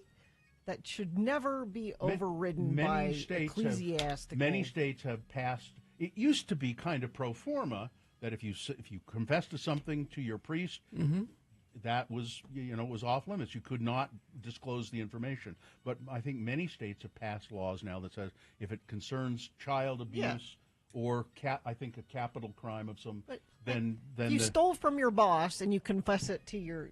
Well, I can say, well, okay, that's But if somebody has been victimized, that needs to be. The Bears Ears National Monument. Top Republicans have submitted an amicus brief supporting Utah's lawsuit that seeks to reduce the acreage of Bears Ears and the Grand Staircase Escalante National Monument. Can we just leave that be, I please? wish we could. It just swings back and forth. Arizona's top Republicans are setting the stage for their state to launch a legal battle similar to Utah's on recently designated national monuments around the Grand Canyon. Arizona Senate President Warren Peterson and Arizona House Speaker Ben Toma have penned an amicus brief, a document submitted by parties that are not involved in ongoing litigation but have an interest in its outcome, urging the 10th Circuit Court of Appeals to hear Utah's case against President Biden's use of the Antiquities Act. Utah's lawsuit seeks to reduce Bears Ears and Grand Staircase Escalante by over 2 million acres. It would return the boundaries of both monuments to what they were under the Trump administration. Just knock it off. Knock it off. Leave it the way it is. The FDA, Food and Drug Administration, has approved an injectable drug, which will be marketed under the name Zepbound for obesity. It is an effective weight loss medication, and it will be marketed under the name Zepbound. Is this different than like Ozempic? It is. So right now it's the drug tirzepatide, which is right now sold as Mounjaro, which is for similar for diabetes, and it's similar, but they're just going to change the name and market it for obesity. Oh, specifically, so not yeah. Because until now, Ozempic has been also and Mounjaro been for diabetes, and this. But now they're saying, oh, you can just have it just for this. that. So that does that mean insurance will pay for it? Well, that would be the hope. What I don't understand is if I want to get Ozempic, my insurance will not cover it unless you have diabetes. Unless I have diabetes, then it'll cover it. So, but if I just want it for weight loss, $900 a month. Wow. And I don't get that because my losing weight would be it would help your a big health benefit. Well, yes, it would. But it's because the FDA has to say that's specifically what it's for. Yeah. They won't pay for things like off-label. Yeah, that's why. Yeah. But in light of increasing rates of both obesity and overweight in the United States, today's approval addresses an unmet medical need, said the director of, or said the guy with the FDA. He has a big, long title, which we don't need. GM has recalled self-driving cars. General Motors Cruise Autonomous Vehicle Unit, recalling all 950 of them to update software after one of them dragged a pedestrian to the side of a San Francisco street in early October. The company said in documents posted by U.S. Apparently, there have been a lot of these cars in San Francisco. These, making deliveries and things like that. But one of them was injured a pedestrian, and so they're recalling all of them and updating the software. But I think they're going to put them back out. Speaking of insurance companies think that self-driving cars are the wave of the future. That really? The insurance companies say there will be fewer accidents in the long run because people make more mistakes than self-driving cars. It's going to be a while. Yeah. Let's see. Let's do. How much time do we have here? Oh, you're good. Well, a couple of minutes. I've got a really good murder story if you want it, please. Gina. A Russian priest from the Republic of Tatarstan has been detained on suspicion of murdering his wife. Russian Orthodox priest Mikhail Zubarev, a former cleric of the Kazan Church in Nizhnesk or something like that, has been banned from the clergy pending an investigation. The priest, Mr. Zubarev, was banned from the clergy. He apparently stabbed his wife to death, dismembered her, and hid her head in a freezer. And the family's kids found the head in the freezer. Mom? Yeah. So far, the main version is the clergyman killed his wife out of jealousy. She was perhaps having an affair with someone, and he didn't care for that. He showed her. Yeah, he showed her. But put her head in the freezer, and the kids found it. Well, it keeps better in the freezer. Well, yeah. And the pandas, at the National Zoo in Washington, they're not there anymore. This is how you know things are bad with China. I think this is just so petty, though. The 3 pandas at Smithsonian's National Zoo have been, China said, they were on loan from China. And they've been there for a long time. but they said, no, you got to give them back to us. We want them back. And they crated them up and sent them back to China. All right. That's terrible. Yeah. Anyway, that's Okay. it. Weather, traffic. It's cold. It's below freezing still, 31 right now in Salt Lake. Only going to get up to 49 for high today, but it'll be sunny, and it stays that way all the way until the first part of next week. We're in the low to mid 50s and very chilly overnight, usually right around freezing. But we do warm up next week. We're back up in the mid 60s. So not quite all in on winter just yet. Front of the program says no lines at Hill Air Force Base. It's Veterans Day Saturday, so the long weekend starts today. And so the maybe liquor store is closed. And my kids are off school today and tomorrow, so maybe that's why things are slow today. Because your kids aren't out there gumming things up? Well, no, I just mean I don't know if other schools are out, but there's no traffic, so something's keeping people home, or at least keeping people behaving themselves out on the roads. I don't have any accidents to tell you about. You can text us, though, if you see something, 33986. Visit your Utah Toyota dealer today. Toyota, let's go places. Boner candidate number 3, a punch in the head can be an effective coaching tool, right? Apparently it was. A Florida assistant high school football coach has been fired after a video went viral. I watched this that showed him punching a player in the head. The incident occurred during Friday night's game between Jesuit High School and rival Tampa Catholic in Tampa, Florida. A player who was apparently not supposed to be on the field. He was, and they're going, get off the field, get off. And he comes running to the sideline, and an assistant coach smacks him in the head as he gets to the sideline. It didn't injure him, but the kid was. You just don't.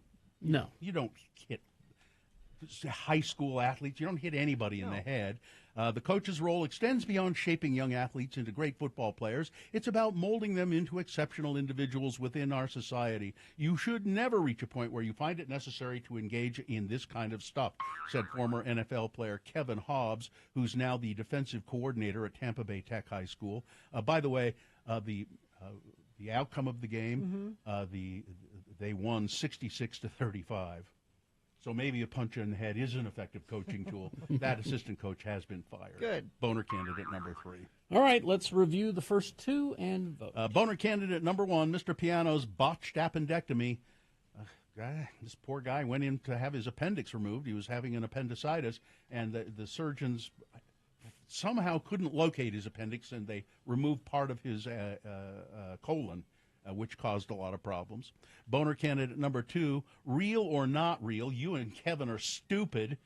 This young woman in England apparently got her boyfriend Kevin's name tattooed on her forehead. And then boner candidate number 3, a punch in the head can be an effective coaching tool, right? All right. Time to vote for boner of the day. 1, 2, or 3. Remember your candidate number, the one that you think should win. Put that single digit in the message of a text, and text that to 33986. That's one way to vote. Another way to vote is call Katie in the producer's booth. She'll take your live voice vote at 877-602-9696.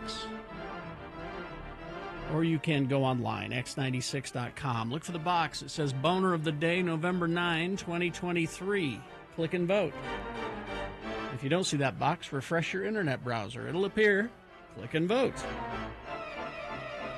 Now, you've only got like 3.5 minutes to get your votes in, so you better get on that. Now, as soon as we award Boner of the Day, that means the phone lines are open for... Hello? Yeah? What? Yes, our innovative radio feature that we created. Yeah. Nobody had ever called into radio stations and talked to the hosts before. We essentially invented talk radio. We did, and we're sorry. Hello? Yeah? What? But call in, and usually we control the topic. In Hello, Yeah, What? You control the topic. So there you go. We'll have that for you after we award Boner of the Day. All right, here we go. Let's get to voting for Boner of the Day. 3.5 minutes. Vote! Don't.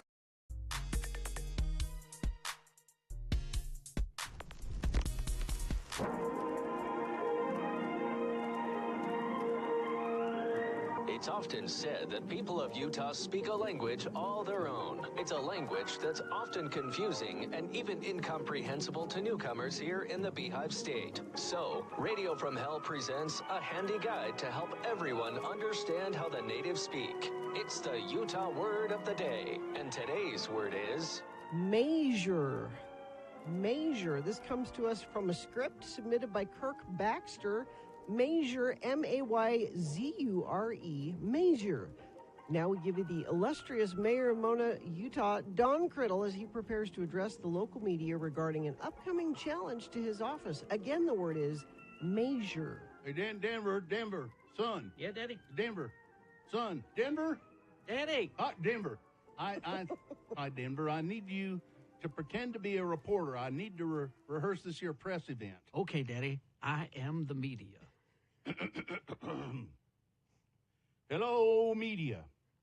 I'm Don Criddle, the illustrious mayor of Mona, Utah, here holding this city's impromptu press conference. Now, I'm sure you're all wondering the purpose of this very important and public meeting brought on by me, your beloved mayor. So let me get to the heart of the matter. Yeah, Daddy, is that on the matter that you told your opponent for the next pending election that she can't run for mayor on the fact that she is not a man? Is that what this is, Daddy? Now, Denver, remember what I told you. The city office HR department admonished me not to use sexism as a tactic to win the next election.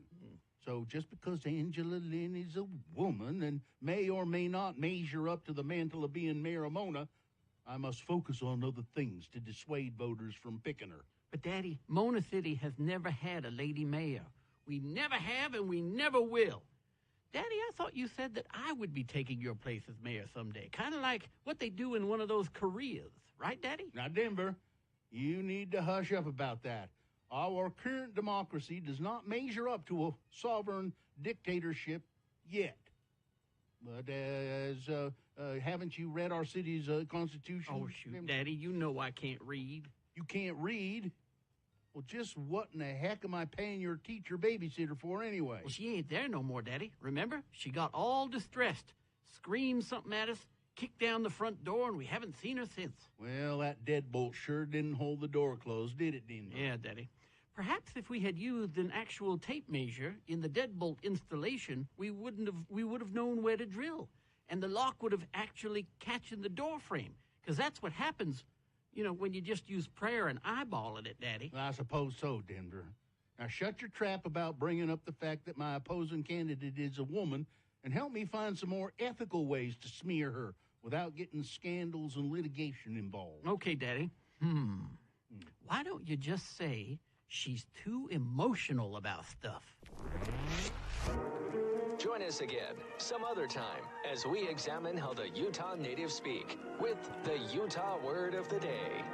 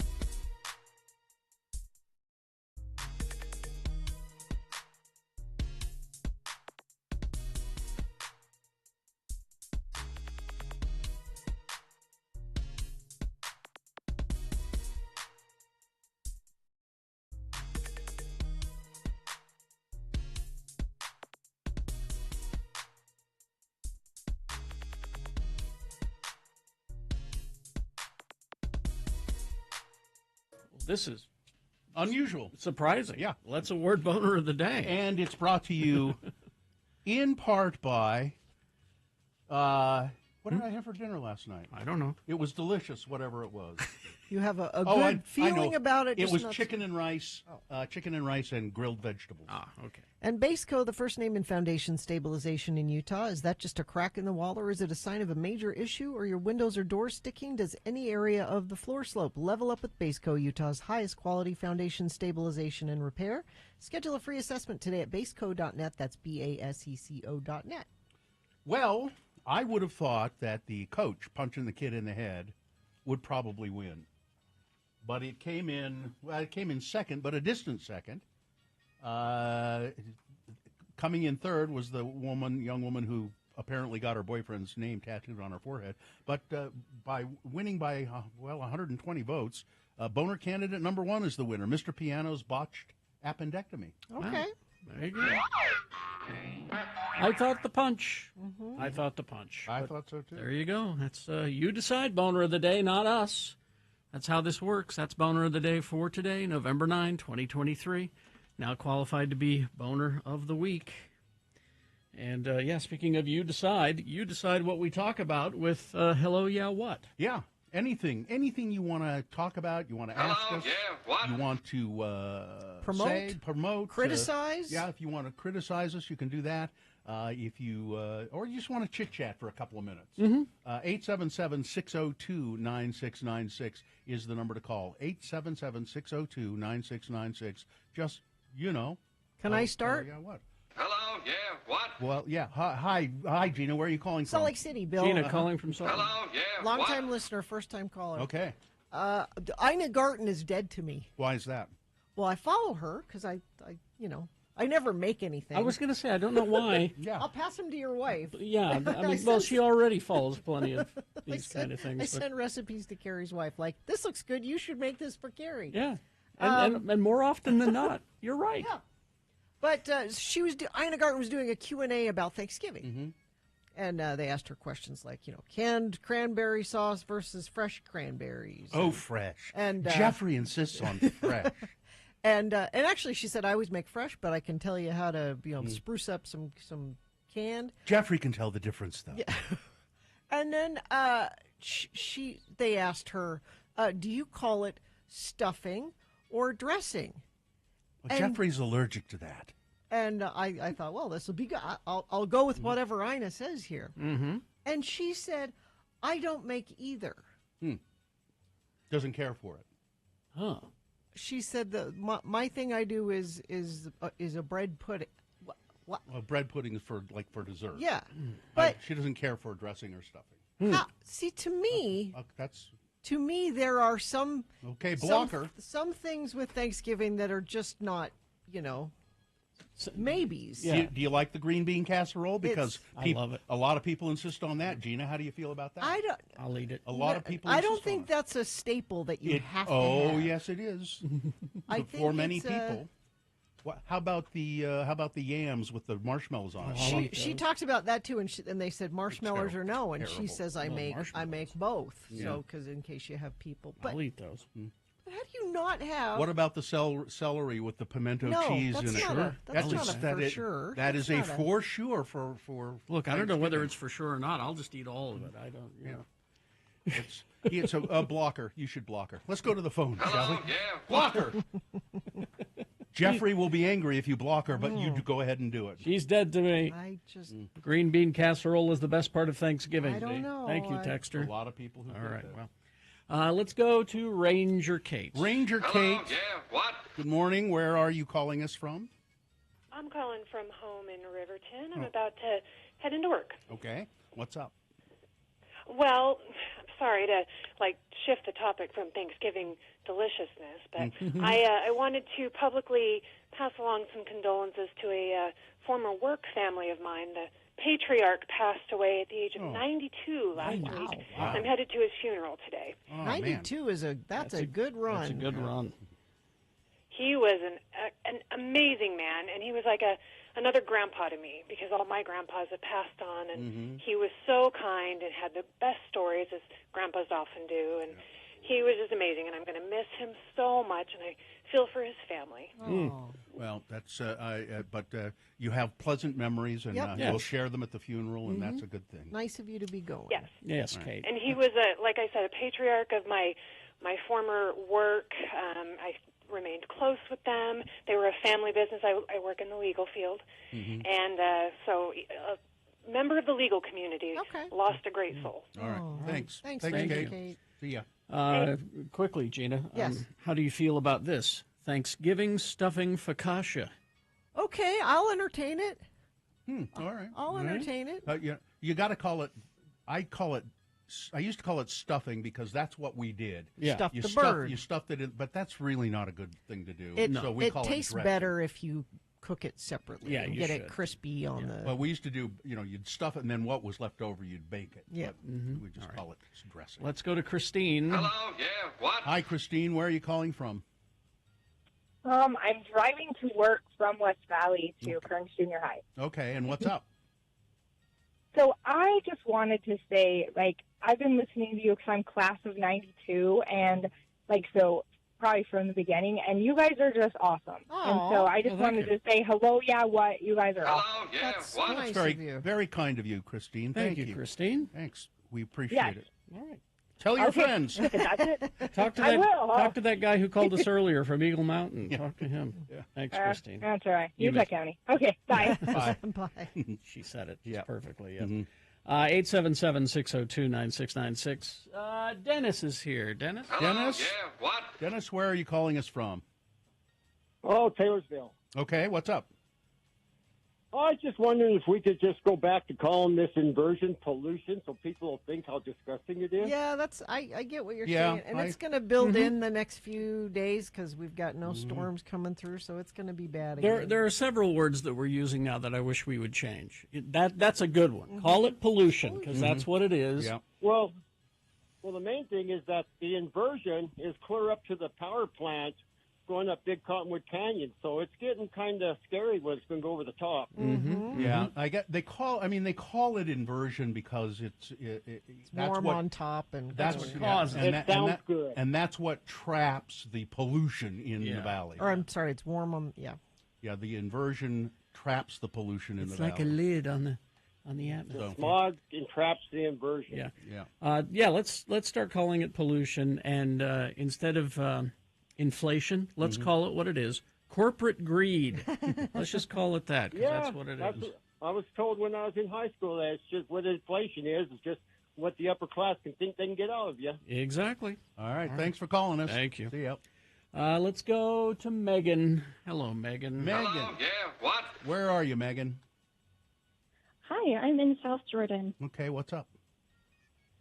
I just wanted to let people know that if they want a new family tradition, there is a concert called Christmas Jam on December 16th. It's at the Commonwealth Room at 6 p.m.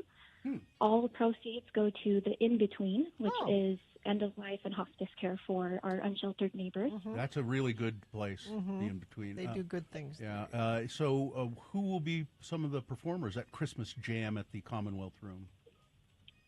So it's one core band. I actually play the electric violin in it. Everybody is volunteer. My dad started this in 2010 to benefit the road home, and then we moved to the In-Between a couple years ago. What's the name of the band? Christmas Jam. So you can find us on Facebook or Okay. ChristmasJam.org. Oh, yeah. Okay. Christmas Jam All right. sounded like the name of an event, not a band name. Well, I thought band. I thought you were going to give us a recipe for making Christmas jam. Oh, I look forward to that, sure. Thank you, Megan. All right. Thanks. Bye. Thank you. Let's go to Shane. Hello, Shane. Hello, yeah, Shane. what? Yeah, the Beehive Skeptics. Shane, where are you and what's going on? We're in Draper. I just came back from Las Vegas for SciCon, which is Center for Skeptical Inquiry. Oh, good. Yeah, they're offering a $500,000 challenge to anyone who can prove the paranormal in a scientific double-blind test. Okay. They feel pretty and confident. they've officially, they're very confident, and they've given me official capacity to do a preliminary test here in Utah. Okay. So if you do it here with Beehive, personally pay for your plane ticket down to California to do the test with them. Oh, okay. Wow. So how do people get So a hold of it's you? out there. The beehiveskeptics@gmail.com, or look up our Facebook groups at groups/Beehive Skeptics. Okay. I look forward to the results. Thank you. All right. Absolutely, me too. See you Thank later. you very much. All right. If you can, please, let's do that. 877-602-9696. Hello, yeah, what? We will continue this feature if you insist after these messages. Traffic, please. Oh, let's see. It's been a really great traffic morning. I think there are people that have taken a couple days off because Could be. because I got not even slowdowns going on right now. So things are looking great. If you see something or want to talk about Thanksgiving, like this guy, I went to my brother's for Thanksgiving. The turkey was so dry. I asked where the gravy was. My brother said he and his wife don't like it, so they don't make any. This is wrong. Amen. Wrong. That is wrong. Visit your Utah Toyota dealer today. Toyota, let's go places. And just because they don't like it, what about their guests? Yes. They didn't even think about that? You gotta have great. Wait, There's just so much happening that's wrong in that whole. All right. Anyway. Hello, yeah, what continues? Hello, yeah, what? Continues after these at 877-602-9696. All right, thank you. Utah.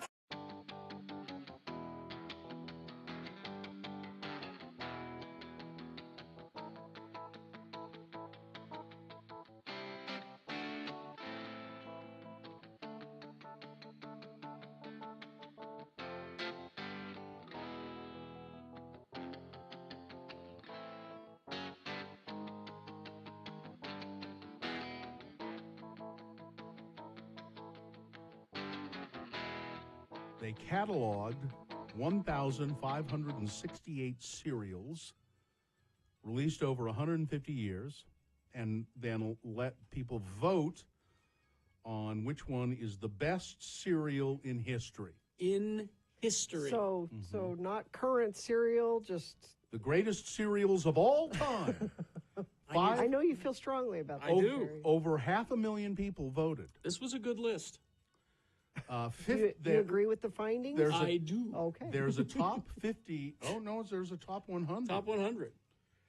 Number 100 at the very bottom got 2,229 votes. I don't know as I've ever even heard of Vanilli Crunch.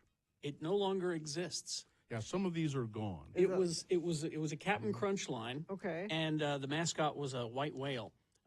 But it was delicious. It was just little vanilla balls. Sounds good. They were just delicious. So good. I remember the little white whale. Yeah. Now, do really you yummy. Grins, Smiles, and Giggles and Laughs? Yes. That's 99. Never heard of it. It's a kind of a sugary corn-based cereal. It's shaped like Smiles. Okay. All right, the top 10. All right. Number 10, with 5,051 votes, Wheat Chex. Again, a good utility cereal. I like no Cocoa Puff. Yeah. Number 9, Puffa Puffa Rice.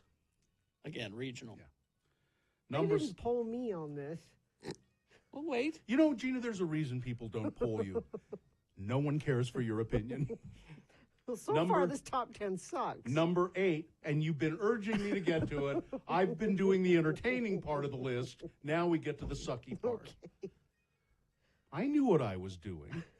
Number 8, Rice Crinkles. See I don't again. know that one either. Number 7, Concentrate. What's I Concentrate? have no idea. That one, I've not heard Is of this that a one. British list? I don't No, because recognize the... Weetabix is not on the list. No. Number 6, Wheaties. Number 5, Captain Crunch. Number 4, Honey Nut Cheerios. Delicious. Number 3, a good cereal, Cinnamon Toast Crunch. Always good. You like that I one. like that one. Yeah. Number 2, they're great. Frosted Flakes.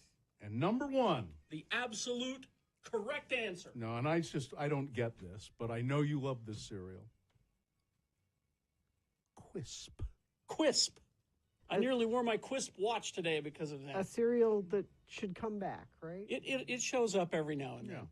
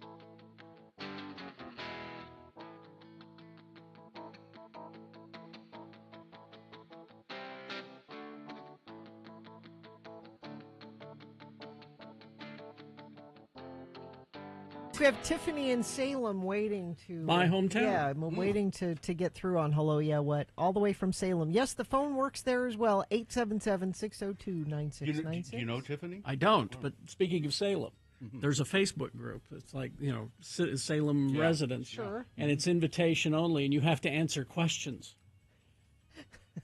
About Salem. About Salem So before to they prove- let to you prove in. your knowledge. To prove your knowledge. And I'm like, my answer to everyone is, don't you know who I am? Yes. Have they let you in yet? And then I wrote, I'm Jack's boy. Isn't that enough? That should do it. Yeah. They haven't let me in yet. But anyway, of course, I'll never be the Grand Marshal of the parade either. I know that it's Mount Loafer. I know. Hello, yeah, what? 877-602-9696. That's the number to call and participate in Hello, Yeah, What? Like Andrew. Andrew is here. Andrew. Hello, yeah, what? Are you calling from the chat room, Andrew? Yes. Not exactly. No. Okay. What's Good up? morning. Good morning. What's up? Well, I thought I'd recommend a podcast that I love that I think you guys would like as well. Okay. I know that. I know in the past Bill has listened to Slate podcasts. Yeah, I listened to have you ever the listened Slate to- Political Gab Fest. Have you ever listened to Hit Parade? Hit Parade? No. Yes. What is that? It's a music podcast about it's like a history of music, but through the lens of the Billboard charts. All right. So the host is a chart historian, and he'll do like biographies of the chart history of certain artists or trends in music. And I actually have a couple sample episodes that I wanted to recommend to each of you guys. Okay. That if you like these episodes, you might like the whole show. Okay.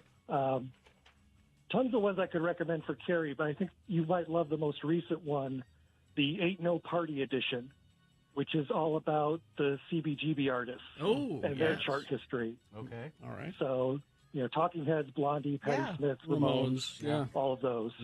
For Gina, one of the earlier episodes was called You Give Rock a Bad Name. Yeah, you do. And it's about the history of hard rock music on the Billboard charts. Okay. I can't wait to centered hear around you've got for me here, Andrew. What have you got for me?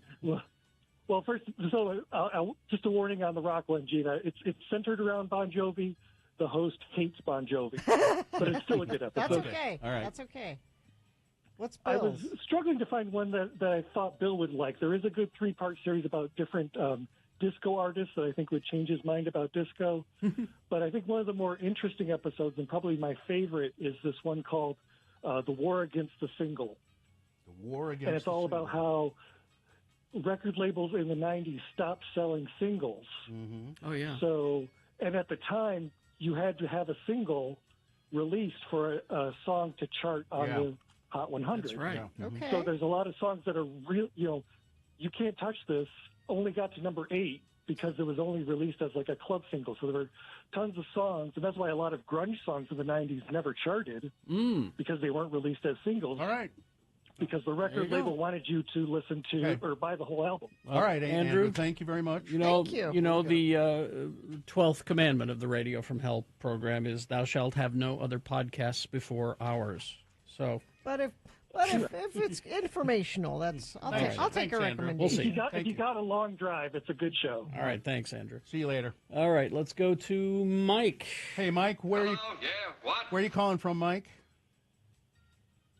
Hi, that's Mike. I live in Syracuse, but I'm working in Salt Lake right now. All right. What's up? Thanks for letting me listen. I noticed that Bill reads a lot of news stories on the program. You noticed. And I just wondered what are some of Bill's favorite news website, his go-to website. What sort of liberal media leader you tapping into here, Bill? I go to a lot of places. I go to the New York Times. I actually look at the Drudge Report quite a bit because it's just an aggregation of, like I've got it up here right now, and it's news links to all kinds of different sites. And I go to what else? I go to of course the local TV sites. Tribune, right? I go to the Tribune. You look at Deseret News. Deseret News. I go to Deseret News. So many of them.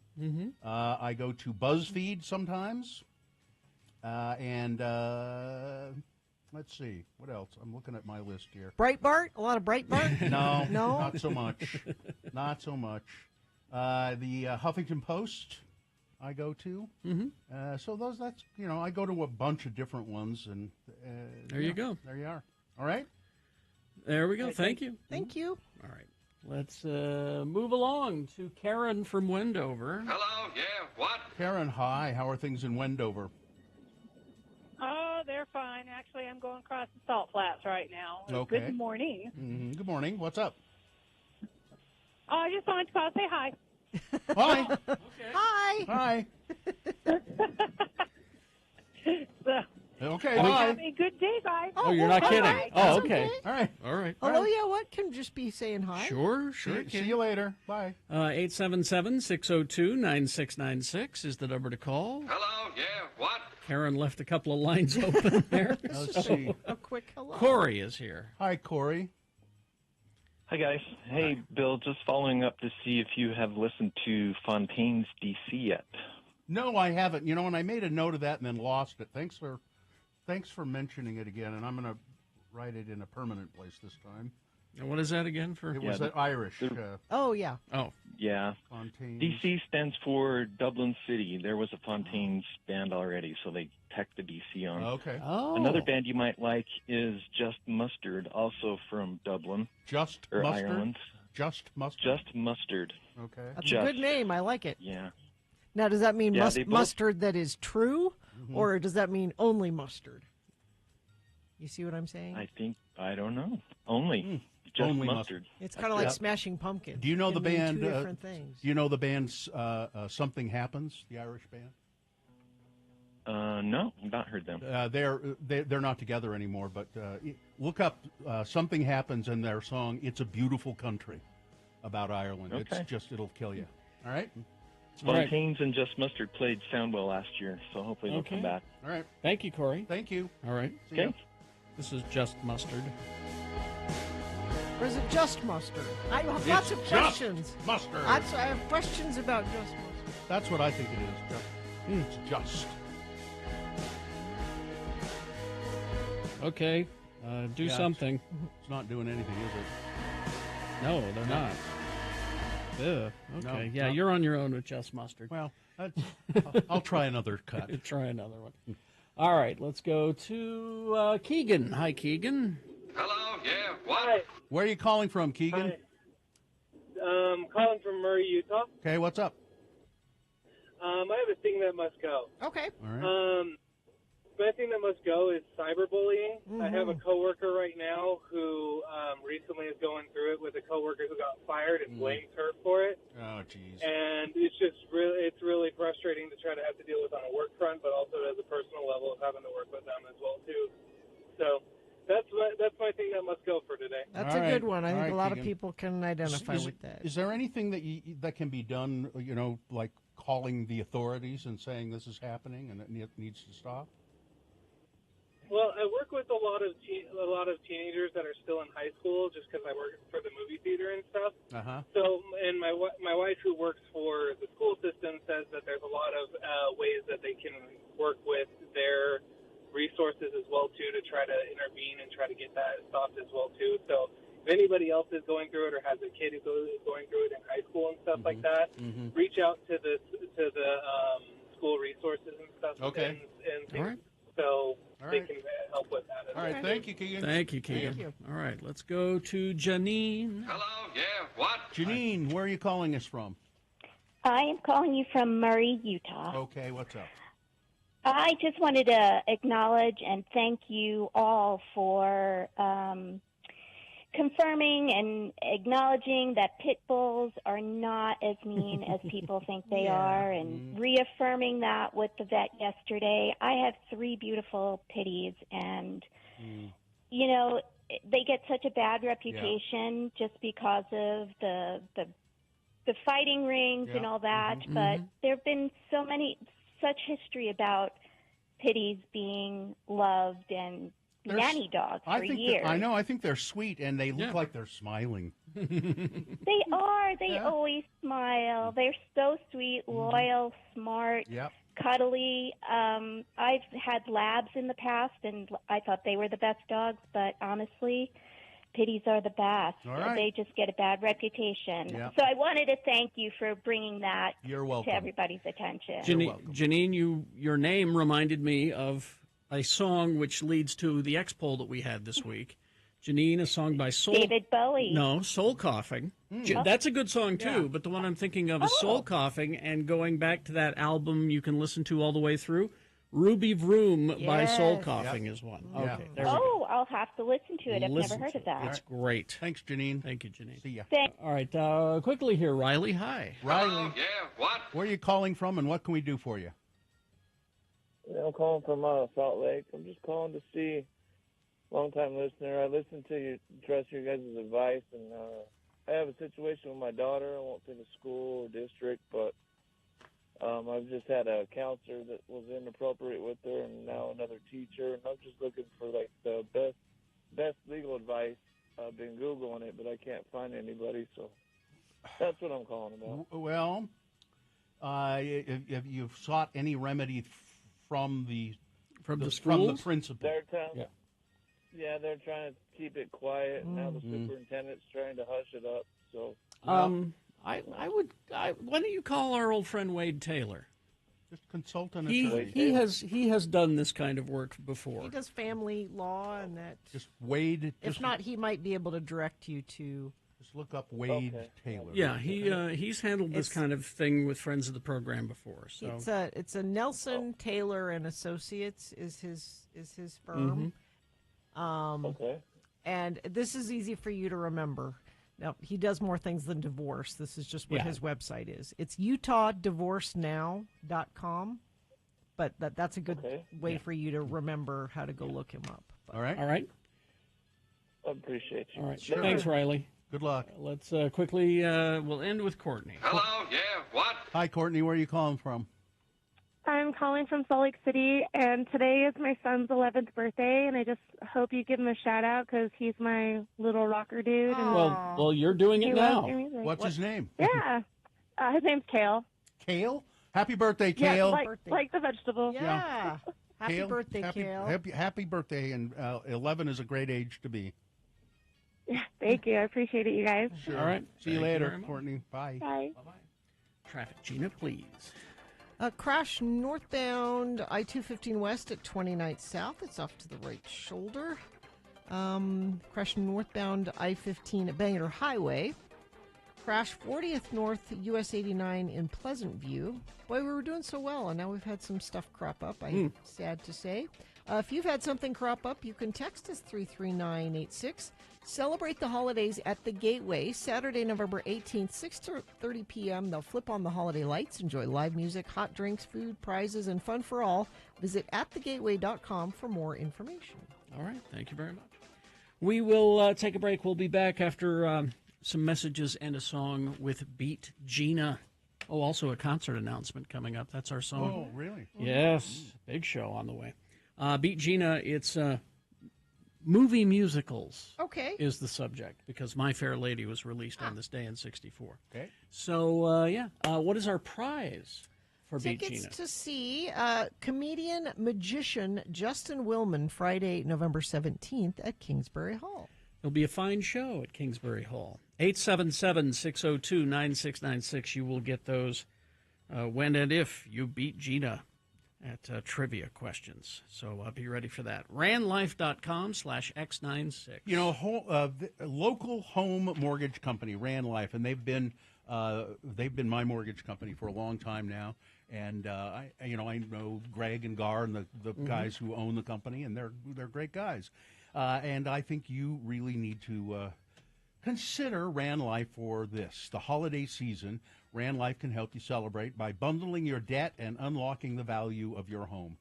You can skip 2 mortgage payments, secure extra cash, consolidate your credit card debt for lower monthly payments. Make your home's value work for you this holiday season. All you need to do is visit randlife.com/X96 and learn more about and how to enjoy the holidays with financial security. Rand Life Home Loans, your key to less debt, lower payments, and celebrating home ownership. So just visit that website.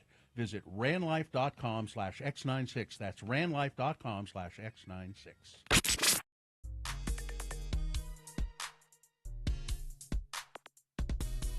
Hey, listen, I have a list here I think you might find interesting. Really? Yeah, I do. I think it might be quite instructive. Okay. What's it about? It's the top 10 baby name trends for 2023. Well, it won't help me, but maybe it'll help someone. It's Radio from Hell with another list, because people love a good list. X96. So this organization tries to predict what the trends will be when people name babies, and so they have a list of 10 baby name trends that will influence parents' choices in 2023. The name of this company or group is called Nameberry, and their baby name expert is Sophie Kim. She said, "We consider the newest names that have appeared on the charts, along with names being used by celebrities and other tastemakers who are often ahead of the curve on baby name trends." So it's like baby name trends, like there were a lot of Logans. Yeah. For Yeah. brief. Wolverine? Yeah, when the X-Men movies came out, and then there were Anakins. Yeah. So, I'll just get right into them. Here are the categories. Okay. This first one, I don't get why they call it this exactly, but it's the maximalist names. Maximalist names. And parents in 2023 will lean into extravagance and drama, taking inspiration from old myths, pop culture hits like Bridgerton and The Witcher, and trending maximalist aesthetics like dark academia and Regenicor. Here are the names that they think will come from that. Okay. Amadeus, No, don't do that. Ambrosia, No. Cassiopeia, No. Persephone, Valerian, and Wolfgang.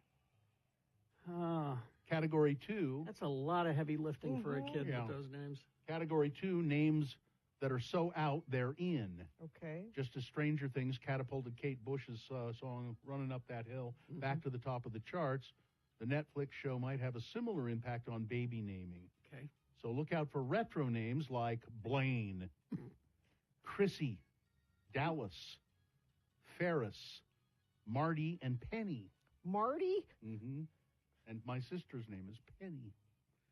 Gilded names. Gilded. These are names with a bright feel, whether a direct nod to the metal gold, or maybe it's just sunny, but they're going to be gold names, maybe influenced by Harry Styles' hit song Golden. Okay. But here we go, gold names: Apollo, Golden, and there are Golden. Goldens. I mean, Golden's those a are Utah Mormon- name. That's Mormon a very names. Utah Mormon Yeah. name. Lucian, Lucian. I kind of like that. Lux, Marigold, and Soleil. Soleil? Soleil. Like Soleil Moon Fry? Like Band de Sun. Soleil. It means Mhm. sun. Neo cowboy names. Okay. Woody? Because of sci-fi Western Outer Range, other Yellowstone. So cowboy names. Yeah. All right. Some examples would be Abbott, Abbott. Boone, Don't do Boone. Dutton, Dutton. For Yellowstone. yeah, Foster, Hawkins, and Wilder. Traveling light names. I don't know what that. Yeah. Are they short? Yeah. Yep. That's it. Okay. It's interest. There are interest in short names ending with a vowel or an I. Ending with an I. Okay. So names would include Esti, E-S-T-I, Callie or Kaylee. These all end in I. Lenny, Mary with an I, Nori, that's a Hobbit name, and Raffi. Raffi? Yeah. Raffi. That's not. He's that children's singer. And if you end some of those with an I, like Mary, your kid's going to hate you because they're going to be spelling their name every day, 3 times a day. Extra names. The letter X is a common factor in picking many names, the rising names on Nameberry lists. Names with X endings or X in the middle. That's what the Angelina and Brad Pitt's kids are. They're all X names. Yeah. There's Bronx. Don't name your kid Bronx. Felix. That's all right. Huxley. Oh, Huxley. Huxley. Bring Daddy's slippers. Maxine. It's kind of an Rex? old-fashioned name, yeah. Rex and Xenia. Adjective names, a lot of those are descriptive names like colors and so forth. Bright, epic, loyal. Wait a minute. You're naming your kid Epic? That's just would be- saddling Again, that kid with way too Now, what if much. it was, so it's epic, but what if it was epoch? E-P-O-C. Epoch. Loyal, lucky, Again. sincere, Sincere? and true. Oh, please don't name your kid Sincere. You might be able to get away with true. True is fine, but, sincere, that's... Grandpa names for girls. Okay. August, Frankie. These are I like Geor- these. Georgie, I like these. Lou, All these are good. Ozzy, All these are good. and Rudy I for like girls. I like all those. Okay. Somebody says, I'm a teacher. I already have several of these. Wolfgang is my favorite. He's adorable. And now I don't know why blue-green names, but it says Blue-green. blue-green names. People, parents take inspiration from Azul? nature. Like, Okay. Caspian, Yeah, these are all... Yeah. cyan, Yeah, these are colors. emerald, forest, moss, and sage. And finally, mix and match names. These are names that there's a name, but then you add Lynn or Lay or Sin. So, Bowden, Bowen, Emberly. that's a Utah name. Yeah. Kelani, Romer, and Renly. None of those. Mostly I like the grandpa names. Yeah. And my wife points out nori is bad. Yeah, that's because that's seaweed. Yes, and it's also the name of in that new Hobbit thing on Prime. It's one of the characters. Yeah, I like the blue-green names. Forest, Emerald. There are no flower names, are there? Flowers are out. See, I always like flower names for girls. I always think I like those. There's plenty of lilies. Yeah, there are. Plenty. There aren't many roses anymore. You don't encounter a rose. Not too rose, and you certainly, I don't know if I've ever met a petunia. I don't know if I've ever met a petunia. I don't think I've met one. You've enjoyed another list with Radio from Hell on X96. Dash on there? No, I didn't see Dash. Dash O Pepper? No. That's my name.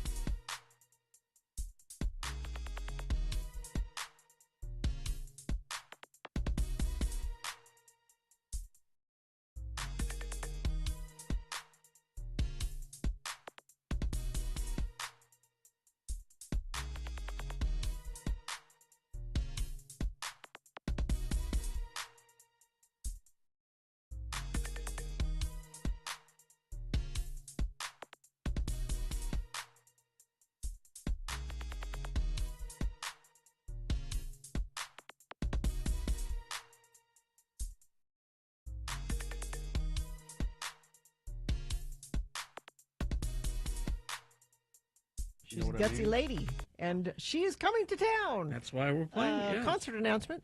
Alanis Morissette announces the Triple Moon Tour with special guests. Joan Jett and the Blackhearts. So that's two women I've had the hots for. And Morgan Wade coming to USANA Amphitheater on August 1st. Tickets are available starting Tuesday, November 14th. That's with the Citibank pre-sale. And then the general on sale begins Friday, November 17th at 10 a.m.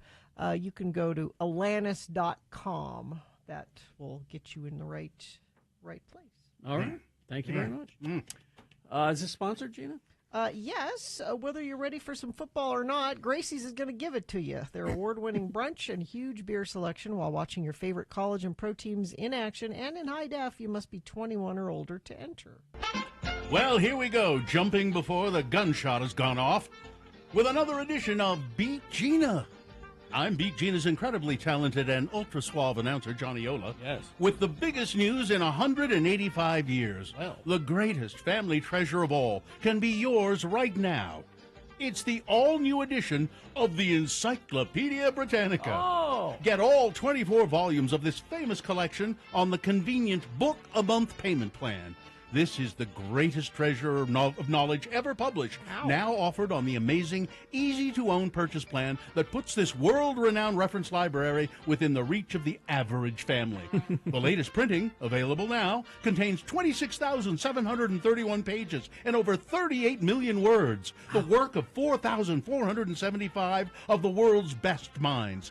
Easy-to-find facts, authoritative answers that will continuously enrich the lives of yourself and your family. What other possession offers so much lifelong satisfaction, so many advantages, and bespeaks such good taste as the one and only Encyclopedia Britannica?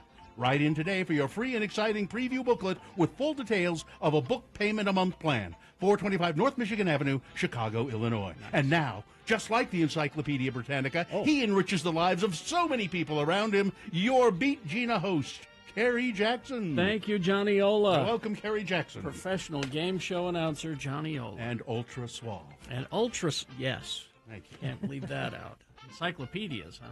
Yeah. I loved the Encyclopedia Britannica when I was a youngster. They're so heavy. All right.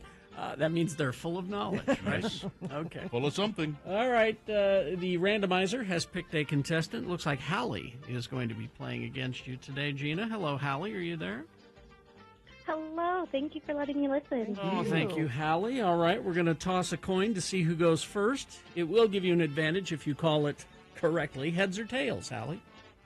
Tails. All right, coin toss app says tails, Gina Barberi, as you can Hallie, see. you are one step closer to winning these tickets to comedian and magician Justin Willman coming Friday, November 17th to Kingsbury Hall. All right, then, Hallie, this first question is for you. Now, if you do have the advantage, so I feel good about you winning, Hallie. But if Gina manages to claw her way back, what are you prepared to do in her name if she beats you? I am donating $50 to the Humane Society. Excellent. Great idea. All right, so Hallie, this first question is for you. It's multiple choice. If you get it correct, you get the point. If not, I'll allow Gina to answer it correctly and steal the point away from you. We don't want that, do we? We'll go back and forth till one of you gets 3 points. Movie musical trivia, because My Fair Lady was released on this day in 1964, so it's just a whole bunch of different movie musical trivia. The rain in Spain. Oh, excuse me. All right. We'll start with My Fair Lady. All right. Hallie, My Fair Lady was the first movie advertised as the most eagerly anticipated film since what other film? Was it 1, Citizen Kane?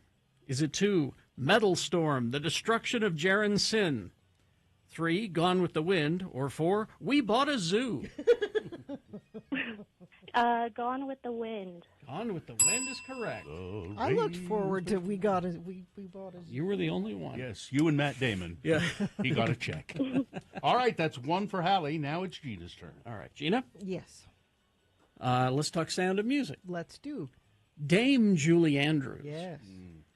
Julie Andrews had to learn how to do what for The Sound of Music? Okay. Was it 1, always put the USB in the right way on the first try? Oh, yeah. 2, play guitar. 3, dye her own hair orange for the part. Or 4, chug an entire slushie without getting brain freeze. I'm going to say play guitar. That is correct. Nicely done, Gina. You've tied the game. See? Yes. All right, it's Hallie's turn. It's 1-1. All right, Hallie, West Side Story. In West Side Story, Natalie Wood couldn't do what? Is it 1, snap her fingers? Was it 2, swim? Was Boo, Carrie Jackson. Was it 3? Oh, she wanted to wash up on shore. Yeah, that's true. Oh, Johnny. Was it 3, remember to pluck the whiskers off of her beauty mark? Or 4, do a genuine Puerto Rican accent? Snap her fingers. That is correct. Huh. Wow. I think she also couldn't sing. Didn't I believe she was. I don't think it was her voice. That's not She one of was my dumb. answers here. I so. believe she was dumb. But that's 2 points for Hallie. Now Gina could tie the game. Gina? Yes. Willy Wonka and the Chocolate Factory. Okay.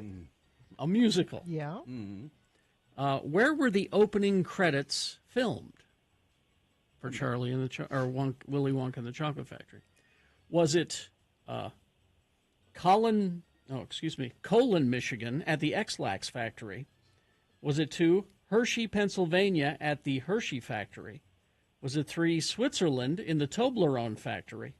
Or 4, Disappointment, New Zealand at the Viagra factory? I'm going Hershey. You're going Hershey or going American? No. Terribly sorry, no. Oh. Hallie, you could win the game with this steal. Hallie. Oh, geez. Okay. Can I get the questions again? Or not the questions, the answers The answer again? again? Colon, Michigan at the X-Lax factory, Switzerland in the Toblerone factory, or Disappointment, New Zealand at the Viagra factory? Let's go with the Toblerone factory. Yes, indeed. And Hallie wins the game handily. Wow, way to go. Hallie, you got those tickets to see comedian and magician Justin Willman Friday, November 17th at Kingsbury Hall. If folks want to buy tickets to that show, there are ticket links at x96.com. Congratulations, Hallie. Thank you, guys. Have a good rest of your day. All right, hang on the line. We'll tell you how to get those tickets. You'll have to excuse me. I have to go look something up. In your encyclopedia? Yes. All right. I love the encyclopedia. Except we didn't have the encyclopedia. We had the other one. Wonder Book, I think it was called. Oh. They were white. Ours were green and white. We had all of, and I had all of the whole set. God, I News brought to you by... See what's out there at Clark Planetarium. Indulge your curiosity as you discover new ways to understand our world and beyond. Located downtown Salt Lake, Clark Planetarium's 3 floors of hands-on interactive exhibits are free 7 days a week. Keith Richards, Yes. Rolling Stone, says that the band we've got plenty of material already recorded. We can keep making albums until we just drop dead. While speaking to Sirius XM NPR, he said, "There's plenty more stuff left over from Hackney Diamonds to work on. There'll always be another one until we drop. We can put our feet up for a little bit, but you're into these things all the way. That's what we do. We gotta see this Rolling Stones thing through." Okay. I like this song. It's, Sure, it's I've heard still others. Good. I've heard others from the record too, and it's quite good. Yeah. So why not? And watching Mick Jagger sing with Lady Gaga, he can do it. Yeah. My question is, and I don't know the answer to this because there are no other radio stations, but if you're a rock station in town, a classic rock station, and you're not playing this, I think you're missing an opportunity. Yeah. And I don't know. Maybe they are. Maybe they are. I don't know. After nearly a decade of planning, the Utah Associated Municipal Power Systems has given up its effort to provide 27 communities with nuclear power by 2029. UAMPS and NuScale, the company that was going to build and operate a small nuclear reactor at the Idaho National Laboratory, jointly announced that they were ending the carbon-free power project that would have built a handful of small nuclear reactors at the Idaho National Laboratory. The project would have provided power to Bountiful, Brigham City, and 25 other communities, most of them in Utah. Mason Baker, the CEO of UAMPS and the general manager, said in an interview that it was a disappointing outcome for the cities and towns pursuing the project, but neither UAMPS nor NuScale could find enough utilities or government power systems willing to commit to the project. The cities had spent hundreds of thousands of dollars since 2015 on preliminary work, but they just have not been able to get it together, and so nobody's signing on, so they're taking the off-ramp, they said. A 16-year-old is in custody after a man was found shot following a reported road rage incident at Antelope Island State Park on the Causeway. Following the shooting at about 1:30 in the afternoon on Wednesday, the teen suspect had fled the scene on foot and was able to hide inside a brush area before he was located by the Utah Department of Public Safety helicopter and taken into custody. Officials said that first aid was administered to the unidentified victim, who was in his 50s, been shot on the island causeway. He was airlifted to a nearby hospital in stable condition. They're saying it was some sort of road rage incident, and the teenager pulled out a gun and shot the other driver. The Heber Valley, Utah Temple of the Church of Jesus Christ of Latter-day Saints has finally won approval. That's because the church agreed to make it one of the dimmest temples in the world. The Wasatch County Council unanimously approved it they were hesitating because of how they light up the temples. And they said, dark skies. Yeah, we are a dark sky area exactly. up here, and we just, so apparently the council gave final approval for the temple after a contentious public hearing in which a minority group renewed its request for alternative temple site and called on council members to recuse themselves if they were members of the Church of Jesus Christ of Latter-day Saints. Oh. Makes sense. Yeah. Near the end of an almost 5-hour meeting, the council chairperson said that request was offensive. Well, I don't know. Why do they have to light it up at night at all? Why can't they just? There are. I don't know. There are celestial reasons for this. Oh. And building temples is what the Church of Jesus Christ of Latter-day Saints is all about. Yeah. That is their mission. They build and they will build as many temples as they can, because that's when the latter days happen, we'll need all of those. I'm honestly surprised that the church folded. Well, they didn't completely fold. They said that they would take the lighting down. But it's still going to be lit. And hopefully people on the council understand that even just taking it down a bit is still going to be right. Oh, this is it. So the church said they agreed to turn off all outdoor lighting every night at 11. Okay, that's what I was looking for, yeah. Minimize light on the surfaces of the exterior walls instead of using the normal practice of wall wash, so lights that are set and focused on the walls of the temple. Change the color and texture of the exterior stone to reduce light refracting. Reduce the color lighting temperature from 400 Kelvin from 4,000 Kelvin to 3,000 Kelvin. But the fact that they're going to turn them off for time—that's the thing. Okay. I can respect that. And if you see, there's a picture here of the temple in Saratoga Springs, which all lit up, and now they're showing what it would look like with this minimized lighting. And it's still lit. But if you are thinking about maybe changing the outside lighting on your house, we did this. You can get lights that just point down. So you can still have a light on at your house, but it's not going up into the sky. It's just aimed. Like we leave our outside garage lights on all the time, but they point down. That helps with light pollution, because obviously in the mountains there's light pollution, but down here in the city you should try to alleviate some of that too. Is that it? We're done already. You could close up with a water skiing squirrel. Okay, let me do this water skiing squirrel story. The owner of Radio from Hell Code, ladies and gentlemen. This is human interest. Yes. The owner of a New York-based company, Bokksu, which makes its money selling interesting and rare Japanese snacks in subscription parcels mailed out to clients, had an estimated $250,000 in rare Kit Kat candy bars go missing. What? The shipment, which was supposed to arrive in the U.S. from Japan and be shipped east to New Jersey, went missing in a scam involving identity theft and shell email accounts. The dramatic, perishable candy heist put an incredible amount of stress on U.S. small business owner Danny Tang, who is in a race against time to try and recoup as much as possible of the $110,000 he spent on the shipment, which he intended to resell for a profit. Authorities investigated the crime as a possible part of a disturbing spike in an online-based fraud trend called strategic theft, or fictitious pickups, which involves elements of extortion and identity theft. But it's one of those companies that, I think my kid had a subscription to one of those where every month they send you a collection. Harry used to have one of those. Oh, yeah. Yeah, a collection Snack of, box. of interesting Japanese or other. Yeah. They were fun, but we had to stop. You had to eat them all. You had to eat them all, yeah. Yeah. So anyway, lost them all. It's all those weird Kit Kats that they make in Japan. Oh, they're delicious. Jazz on the road last night just can't seem to figure out how to win when they're on the road. They lost to the Indiana Pacers 134-118.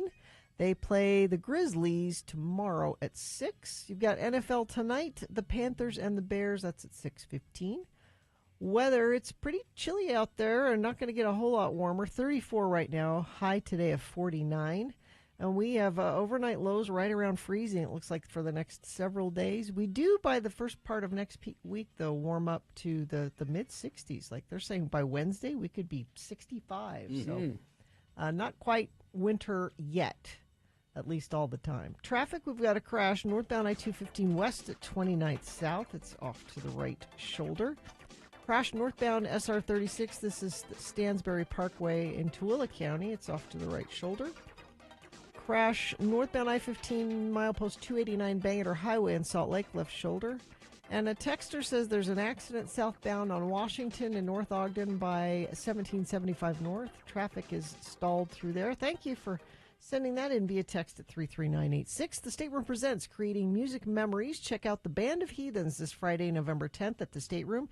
Get tickets and the full lineup at thestateroompresents.com. All right, thank you. Let's see. We'll take a break. We'll be back after these. Gerke, he's got some stuff.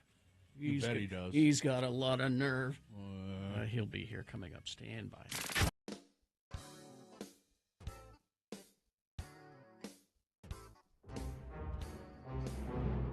It is the 23rd century. Humans have left the lowly confines of planet Earth and have sought destiny among the stars. While many things have changed, one constant remains: the need for young men to venture forth and do the work of the Lord. This is the tale of two such men who, at the age of 19, have answered the call of their general authorities and are embarking on a 2-year mission to spread the gospel throughout the galaxy. This is the story of Space Elders. Today, we find our elders roaming a desolate, uncharted, dark, smelly planet, looking for someone or something to convert. It is sometime between breakfast and lunch.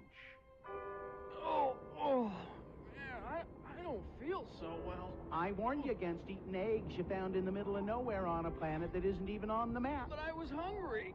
Besides, they were tasty. Well, if you don't feel well now, you have no one to blame but yourself. Come on, we're falling behind schedule. How can we have a schedule on a planet with nothing on it? We won't know if this planet is uninhabited until we explore some more of it. Come on, let's go. What the flip? Lehigh, help! Ew! George, it looks like your breakfast isn't setting well with you. What the heck is that? Looks like the planet is inhabited after all. Get it off me! Stand back. I'll take care of it. Oh, hi, ma'am. Who are you? And why in heaven's name are you pointing what appears to be a flamethrower at my companion? Name's Ripley. Lieutenant Ripley, and I'm about to torch that little critter before it gets a chance to make a run for it. Hi, my name is Newt. Well, it's nice to meet you both. I'm Elder Christiansen, and this is Elder Jensen. Hi. We represent the Church of Jesus Christ of Latter-day Saints. You know, the Mormons. We were wondering if you'd ever heard of our church, and if so, if you'd like to learn more. Enough with the chit-chat. I need to kill that monster before it grows any bigger and has a chance to fight back. Now, Lehigh, wasn't it? If you would just stand back a bit so I can get a clear shot at your friend's chest. What? I will do no such thing. All that little critter has done is ruined a perfectly good suit for Mr. Mac, and as long as there's a chance in heck of converting either it or its mother, we would prefer that you leave it be. Do what you have to do. God knows I will. Look out, Butch! Burn, you bastard, burn. Sorry, I meant the alien thing, not your companion. Butch? You okay? Butch, speak to me. Is this the end of Butch? Will Lehigh take a shot at converting the alien queen despite the charbroiling of one of her offspring by Lieutenant Ripley? Will Newt get to say anything else in this episode? Tune in next time to hear... Say, Lehigh, these things aren't half bad cooked, Hey, has anybody got any Tabasco sauce? In the next titty-twisting episode of Space Elders!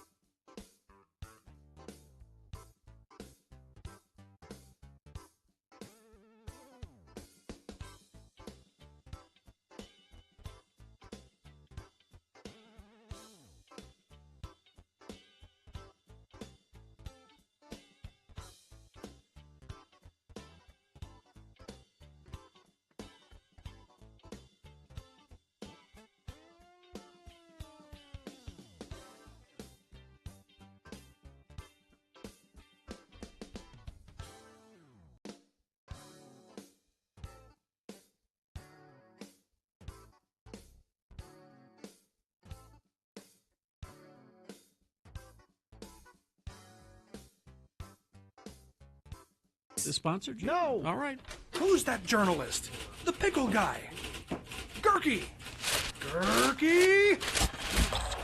Radio from Hell on X96. We really ought to talk to the Nally's people or the Steinfeld people. It was Steinfeld. Steinfeld Pickles to sponsor this. Robert Gurky, columnist for the Salt Lake Tribune. He's on the phone today. And how are you, Robert? I'm doing well. How are you guys doing? Okay. Robert, just before we get into talking about Sean Reyes again, do you think Pat Bagley will win the Pulitzer Prize this year? I think the guys do. I mean, he's been a finalist before. Yeah. He is a treasure. The guy just. We love Pat. We just I don't think I ever told you guys. When I was in junior high, I won the Badger Bagley editorial cartoon contest, and it was my first. My first trip to the Salt Lake Tribune offices. Mm-hmm. It was kind of what I wanted to do. I wanted to be an editorial cartoonist, and then I met Pat, and it's like, this guy's too good. I can't keep up with him. I remember those contests. Those were was kind of cool. Do you still do a little drawing? Do you still? I went camping just last month, and I brought my watercolor set, so it didn't turn out very well, but I try to do a little. Watercolor is hard. I'd like to see your winning entry. That you won the contest. Yeah, next time you come in, bring it with you, will you? All right. Yeah, sure. Okay, let's talk about Sean Reyes now. What's the latest here?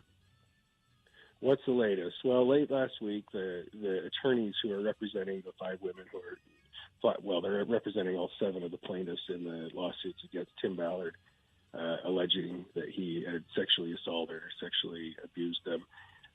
They filed a new motion or a new filing that said that Reyes had participated in this witness tampering and tried to silence critics, people who are out there criticizing OUR. He sort of tried to intervene on OUR's behalf to tamp down criticism of the organization, which is a very strange thing for the Attorney General to have done. allegedly again, just because, he's in this role where he's supposed to be, ferreting out misconduct, ferreting out fraud, and finding, prosecuting people who are engaged in misconduct. In this instance, this person was alleging that they were making claims that weren't true, and he contacted this person and tried to get them to stop doing that. So, is there proof of this? Is there something to do with Troy Rawlings? Does he, the Davis County attorney? Yeah, so the attorneys for these women hung their hat on this. There's a document that was prepared by OUR attorneys, and it references a December 2022 meeting where Rawlings said that he had evidence of witness tampering that Reyes was engaged in. And so, again, that's all we've got right now. Troy wouldn't comment on it. Sean, for his part, adamantly denies that he did anything of the sort. So there is still some stuff to come, I think, on this. I mean, the very fact that he's being pulled into this lawsuit in this way means that there's probably going to be a deposition at some point. This is a long process, but it sort of puts a little bit more pressure on Sean, who is already sort of, as we talked about 2 weeks ago when I was in the studio, has already been a focal point, I think it's fair to say. His relationship with Tim Ballard and OUR and the promotion that he's done for it. He's, as I mentioned, he was the executive producer or associate producer, on the film that recently came out. He's done fundraising for him, gone on trips with him. So it puts him in a little bit of a hot seat. It's interesting. Now, I guess Tim Ballard is certainly lawyering up and is all lawyered up. Oh, what about this allegation about the Elder Ballard, the Church of Jesus Christ of Latter-day Saints, releasing tithing information records to OUR so that they could hit him up? And the church has categorically said, no, we did not, no records were released. But Gina had an interesting point on that, and it was that, but you don't have to give them the records, but you could say, you can mention a name. So-and-so is a really big tither. Yeah, Elder Moneybags. Yeah, I mean, that was the accusation. That actually came from the exact same document from that December 2022 meeting that OUR attorneys prepared, and the plaintiff. Oh, no. Oh, no. Sean Reyes did that. Sean Reyes did that. That was it. Sean Reyes cut him off. They silenced him. Oh, Gerke, I have no idea. I have no idea. Well, he said there's mostly what we were talking about was an article that came out last week. He said they have another updated article coming out this week sometime. Yeah, tomorrow. Tomorrow? Yeah, something to do with travel. So we'll learn more. The Salt Lake Tribune is where you can read. sltrib.com. Sorry, Gerke, I don't know what happened. Yeah, I don't know. His dog, I bet, maybe. I'll bet. Always blame the dog. Always blame the dog, always trust the dog. Or his cheap cell phone. Yeah. Okay. Traffic, Gina, please. Vehicle on fire northbound I-15. This is in Nephi, but perhaps you're on your way down there. Crash southbound I-15 8th north in Orem off to the left shoulder. Crash northbound I-215 west at 29th south. And crash northbound I-15 Bangor Highway. That is off to the left shoulder. And let me see if anybody sent anything in via text. I don't think so, but you certainly can let us know what you're seeing. 33986. It's that time of year again. You can bring true holiday cheer to hundreds of Utah families experiencing homelessness by dropping off unwrapped gifts or Visa gift cards to the Candy Cane Corner at Utah First Credit Union. You can find all their locations and more information by going to Utah First Credit Union. All right. Thank you very much. KXRK Provo. All right. We're going to take a break. We'll be back after some messages and a song, and then we will play the Boner Recap game. Today was a surprise. Yeah. So I would suggest you go to x96.com and find the answer. Don't just guess. Don't just guess. Double check your work. 877-602-9696. Call in probably during the song, so you're not on hold so much, but call in and play. What's the prize? Oh, wait, let's do two prizes. Oh. We have tickets to see Justin Willman. He's the comedian magician coming to Kingsbury Hall on Friday, November 17th. And we can put those theoretically inside of a Radio from Hell coffee mug. All right, there you go. Coffee mug and comedy show tickets. 877-602-9696 is the number to call to play the Boner Recap game coming up. Yeah!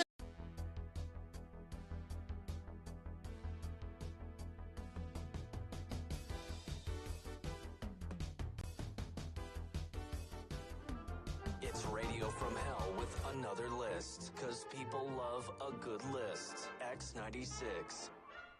This list is 25 signs that you have sold your soul to the devil.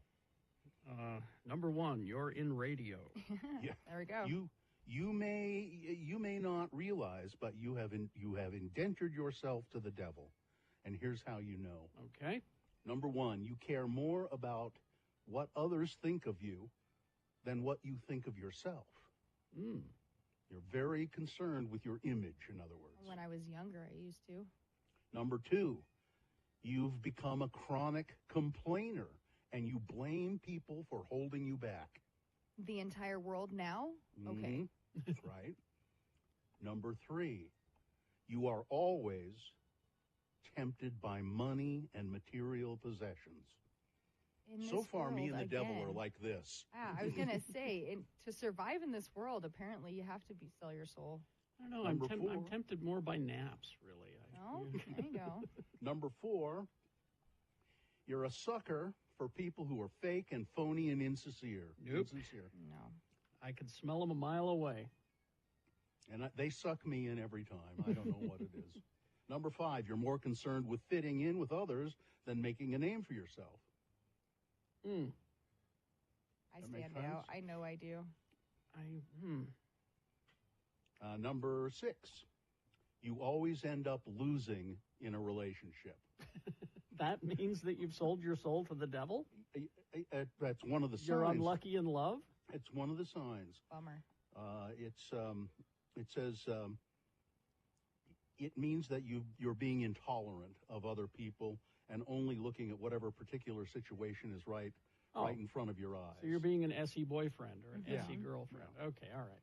Number seven, you have the tendency to be a tease. Oh. That's Yeah. me. That's me. Yeah. You're a sucker for punishment. Uh, Number nine, you never take any time to relax, reflect, or enjoy life.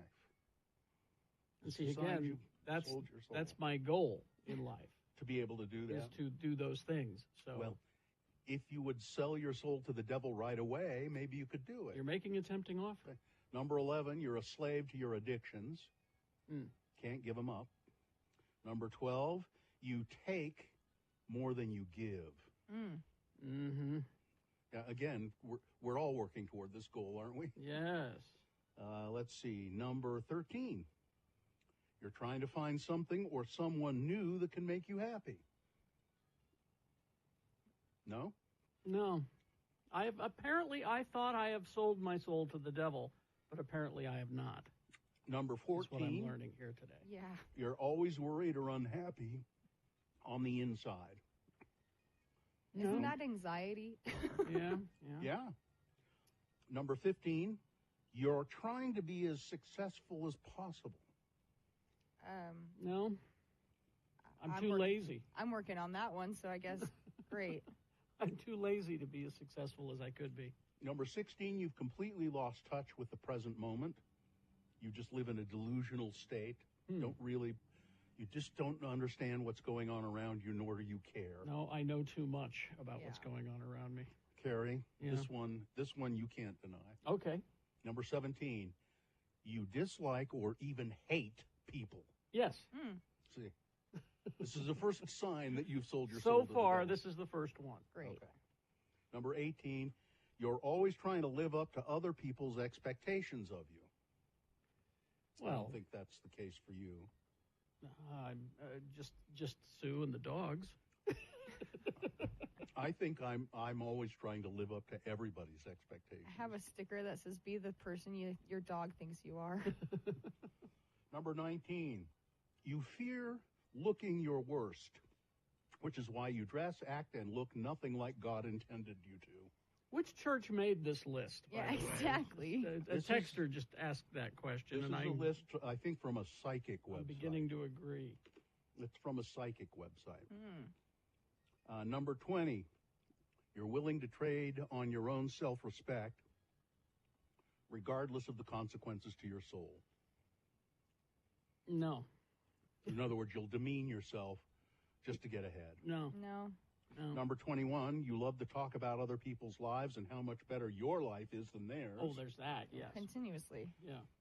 Number 22, you are obsessed with being in control of every situation, no matter how trivial or inconsequential it might be to you in the long run, Carrie. Huh? No. No. No? No? Okay. You're not obsessed with being in control of every situation. Not every situation, He no. was the You're kid that willing put to his just let name. things go. He put his name on the art project and said, "I helped." Yeah. Number 23, you've been accused of saying, "I knew I shouldn't have done it," after doing something naughty like, fornication or gluttony or greed. Again, which church made this list? No, it's psychics. I'm telling you, it's psychics. Number 24, you have a tendency to be dishonest and to lie often, even when it's not necessary. I know people like that. I do too. Well, you're in radio. Of course you do. Yeah. And then finally, this one, you never feel good enough. Anxiety again. You never feel good enough. Now, and then it says here, can a psychic help you with this stuff? Oh, You great. see? Okay. Yeah, so it's all a scam. If you want specific advice on your situation, it can be very helpful to speak to someone with special intuition. Special And, intuition. Yeah. And then it says there's something called psychic source that you can turn to. It was either a religion or psychics or some other Yeah, it's thing psychics. that's come up with this. And then There's a nothing link. in there. There's nothing in there about suddenly you can play the guitar amazingly. There's Yeah. nothing in there. Yeah. No crossroads mention. Yeah. Nothing like that. Nothing, no smell of sulfur, nothing Yeah. like that. What is this? Yeah, I don't. Yeah, here's a texter. If you don't believe in the devil, this is just a list of being a crappy person. Yeah. Yeah, that's true. Or living in the world we live in today. So there's a link here. It says you can click this link to find help, and it directs you to something called Love Psychics. Oh boy. And it says you can get a reading for as little as $1 per minute. Of course you can. $1 a minute? $1 a minute. Wow. That adds up, doesn't That it? does add up. Except now Especially if it's a slow talking psychic. It says 100% satisfaction guaranteed or your money back. Sure. Okay. That's what it says. There are pictures of these psychics, these love and relationship psychics, and they're all very nice looking people. Oh, surely they wouldn't rip me off. No, Not at all. I don't think so. They look too good. They're soul readers, right? Rochelle, Jenica, Jenica. Sapphire, and Fabiola. Fabiola. Yeah. Love it. I want her. Fabiola's the older one. I want her to read. Yeah. I want her to read mine. That sounds like a female wrestler's name, And doesn't it? Jenica must be the youngest one. No, Rochelle is. Rochelle? I Okay. would think. Yeah. Just based on what they look like. Oh, yeah. Right. Sapphire's mature and Fabiola's quite a bit older. Most everything is a scam. We've hoped you'd enjoyed another list with Radio from Hell on X96.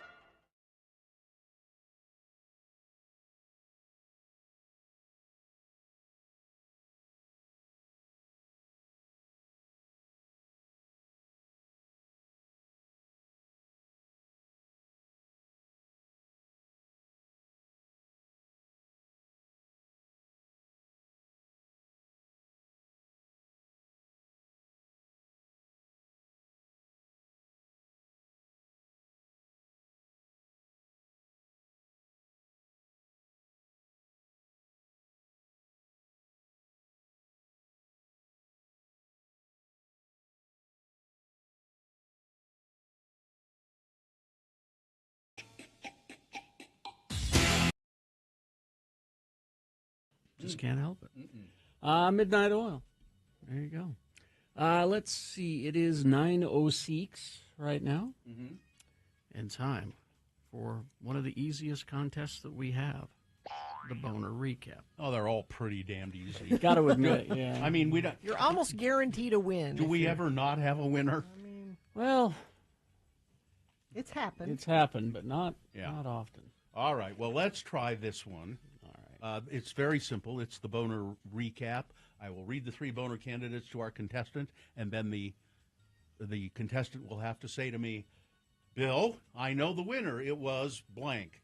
And then you get the prize. So who is that person? Looks like it is, hang on. It's Richard. Richard, are you there? Richard is here. Bill, I know the answer.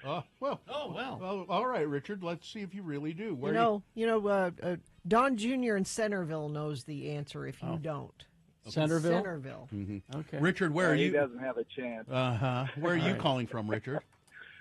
Salt Lake. Okay. So not Centerville. No, not Centerville. Don't be confused. Nope, but I am from Centerville. So. Okay, good. Oh, well. All right, fine. Them Centerville people, pretty sharp, I found. So here we go. Here we go, Richard. I'm going to tell you who the Boner candidates were, and then you will confidently tell me who won. Number 1 was Mr. Piano's botched appendectomy. Guy went in to have he had an appendicitis attack, went in to have his appendix removed. Well, somehow the surgeon couldn't locate his appendix and took out part of his colon. That's close enough. And then the bowel contents started to spill into his abdominal cavity, and, it was awful. And, of course, he's suing. I don't blame him. Boner candidate number 2, real or not well, you and Kevin are stupid. This young woman in England, I believe, head over heels in love with a guy named Richard. Or no, Kevin. Kevin. Richard's on the phone. I'm going to have Richard's name tattooed on my forehead. Yes. Kevin had the name Kevin tattooed on her forehead. Really dumb. And some people said it's not real, and I kind of agree that it may be not, but it's still stupid, and Kevin is stupid too. And then Boner candidate number 3 was a punch in the head can be an effective coaching tool, right? An assistant high school coach at a school in Florida.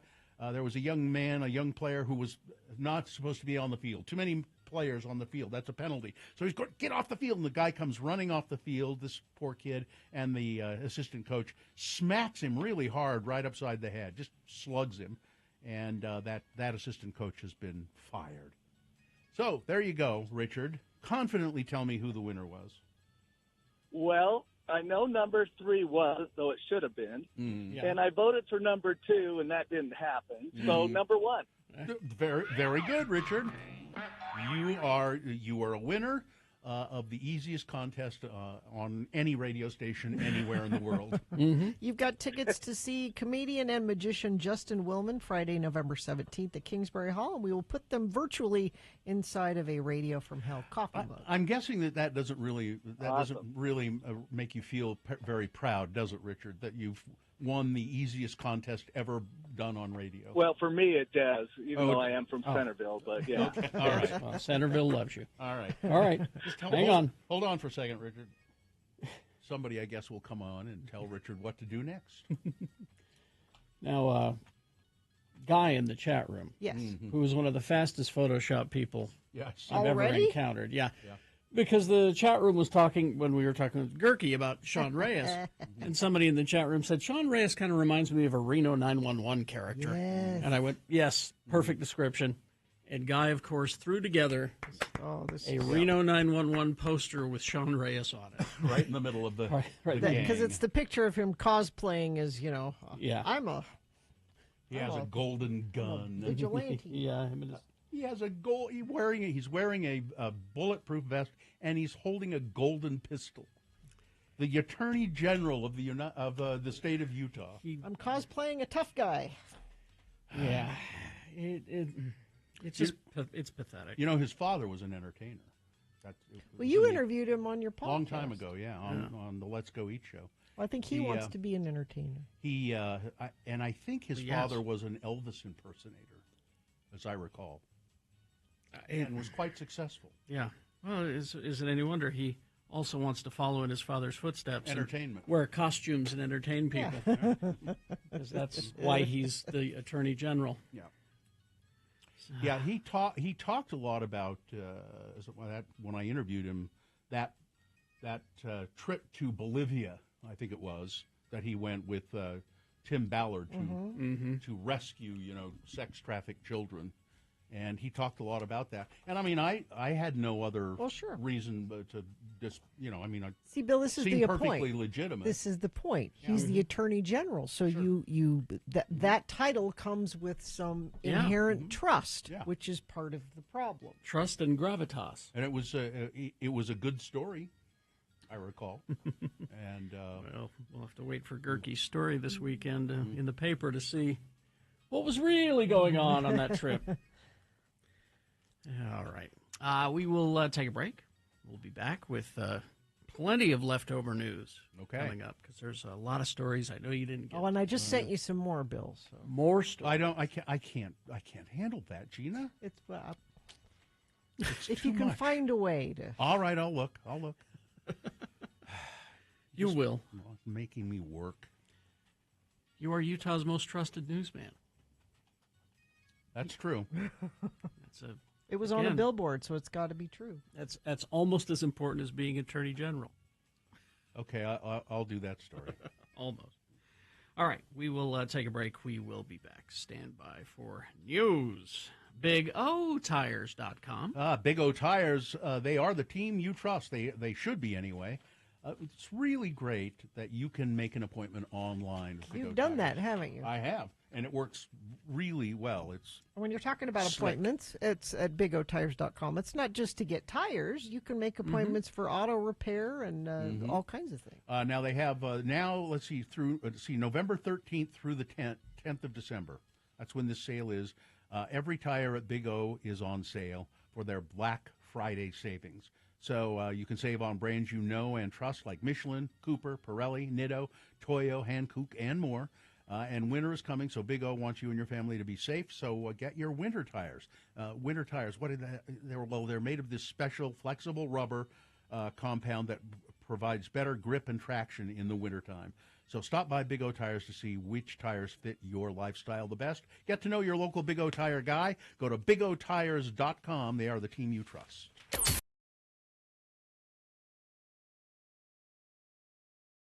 He works late a couple nights a week, and then I'm in charge of dinner.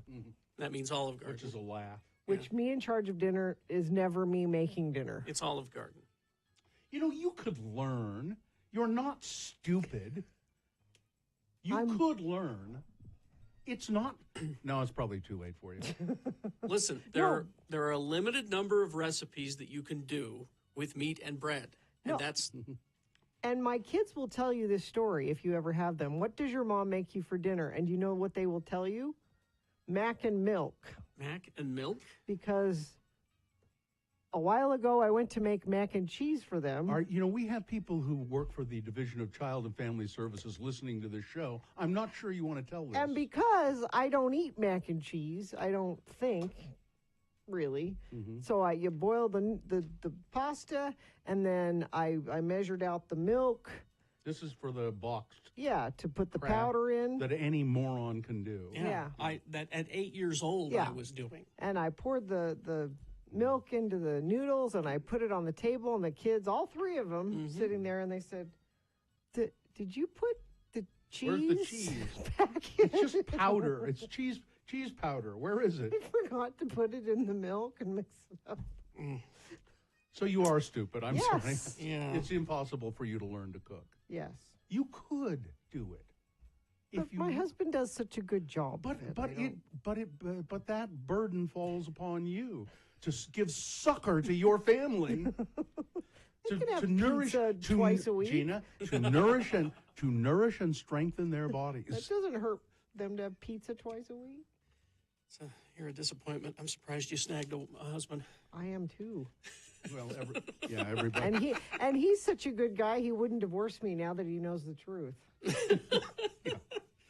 Even though he was duped. This is now a pity marriage. All the way. I'm married. I got him to marry me quickly. Now I'm married to you out of pity. I got to stick with you because you wouldn't survive.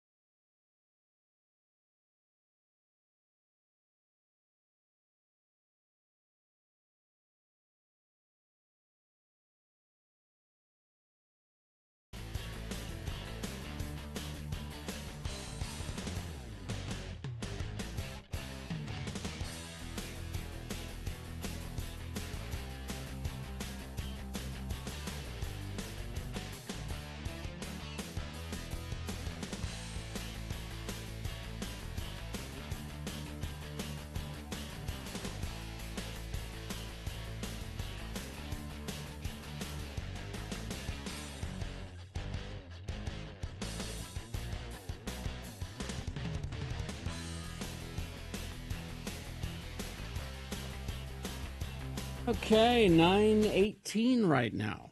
So all of that leftover news, just sitting over there. It was passed over 3 times. Well, it's time. It's high time. But Well, let's get to it. Now is the time for it to shine.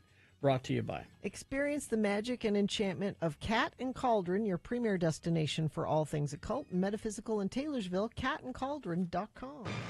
Well, it's been nearly 4 years since actor Will Swenson, Utah's own, first took on the daunting project of portraying legendary singer-songwriter who he grew up listening to and admires, that being Neil Diamond. He now, after countless workshops and rehearsals, a premiere run in Boston, about a year on Broadway, Swenson is ready to put aside his guitar and fringe, sequin jackets, and have somebody else take on the role of Neil Diamond full-time. On October 29th, Swenson concluded his run as Diamond in A Beautiful Noise, the Neil Diamond musical, which explored the singer's rise to stardom and featured a slew of his hits, including, of course, Sweet Caroline, America. A Beautiful and Noise? Did they do A Cracklin' Beautiful? Rosie. It's bittersweet, the Utah native told Broadway World in a recent interview, to have the privilege of creating not only a new role in a brand new Broadway show, but to be able to portray somebody that I look up to and have always respected and admired. It's been an incredible honor, the hardest work I've ever done in my life. I've never worked harder on anything.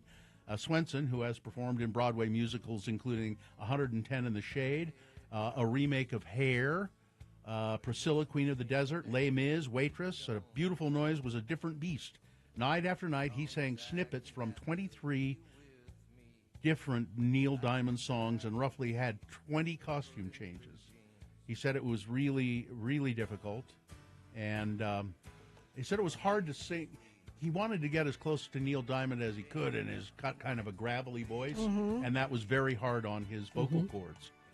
But there you go, Will Swenson. I don't know what he's going to do next. He needs a break. I follow Audra on Audra McDonald, his wife, on Instagram, and she said, "You go take a nap, honey." You can do so that he's now. napping. It would be nice. And this is a great headline. Yes, that was Jared Leto climbing New York's Empire State Building. Yeah, now what's this about? So what exactly inspired the Suicide Squad actor to take on this particular endeavor? In part, it was an homage to the newest project from his and his brother Shannon Leto's band, 30 Seconds to Mars. I've always had a fascination with the Empire State Building, Leto explained, and I love to climb, and we're launching a world tour. 30 Seconds to Mars is back on the road, and we just put an album out called It's the End of the World But a Beautiful Day, so it was a celebration of the tour and doing those things that you aspire to do. Speaking of the tour, they've announced their stop here, USANA Amphitheater, on July 30th. They're doing a Live Nation pre-sale on the 16th and then official on sale on the 17th. And I would assume if you go to the 30 Seconds to Mars website, they'll have ticket links there for you. So there you go. He did climb part of the Empire State Building, I guess.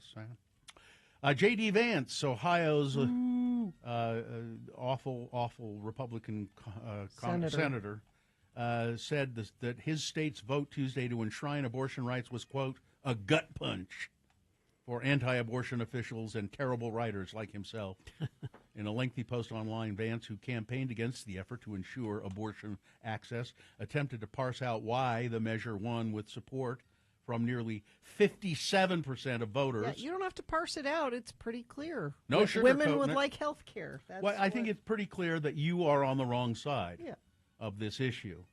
We have to recognize how much voters mistrust on this issue, how much voters mistrust us, Republicans, on this issue. Yeah. Well, yeah, you've lied about it, and you're still lying about it. Having an unplanned pregnancy is scary. Best case, you're looking at social scorn and thousands of dollars of unexpected medical bills. We need people to see us as the pro-life party, not just the anti-abortion party. Yeah, okay, fine. Whatever. Department you're of still going to lie about it. The Department of Justice has, I've got to scroll here because this is, well, maybe I won't do this story, damn it. It's about a high-profile prostitution ring, and all I've got is these terrible pictures and no story. The Department of Justice announced arrests it was a brothel network used by elected officials, military officers, and other high-profile clients. Where? Well, I wish I could tell you. Oh, here we go. I can do it this way. I'll get it. I got it. Here it is. 3 individuals have been arrested on charges of operating a high-end brothel network in Massachusetts and Virginia with a clientele that included elected officials, military officers, and government contractors with security clearances, the Justice Department announced yesterday. Pick a profession, Joshua Levy, acting U.S. Attorney for Massachusetts, said of the sprawling client list during a press conference in Boston. They are probably represented in this case. Levy did not identify any of the brothel's clients specifically, but noted that multiple search warrants are being executed in the case in Massachusetts, California, and Virginia. Han Lee of Cambridge, Mass., James Lee of Torrance, California, and Jimmy Young Lee of Dedham, Massachusetts, have been charged with conspiracy to coerce and entice to travel to engage in illegal sexual activity. They are expected to appear in federal court in Boston on Wednesday. I guess they're the organizers. Levy said that they transported women and advertised them online for pre-approved clients to choose from through several websites and ran the brothels out of apartments that they rented. This case goes back to the summer of 2022 when investigators identified several buyers through surveillance and phone records. So there you go. There's that. A company that specializes in entertainment memorabilia is hosting a 4-day auction of more than 1,700 items, each one of them worth thousands of dollars. Okay, well, let me see if I can guess by that picture what we got there. That's the dude's sweater. Yeah.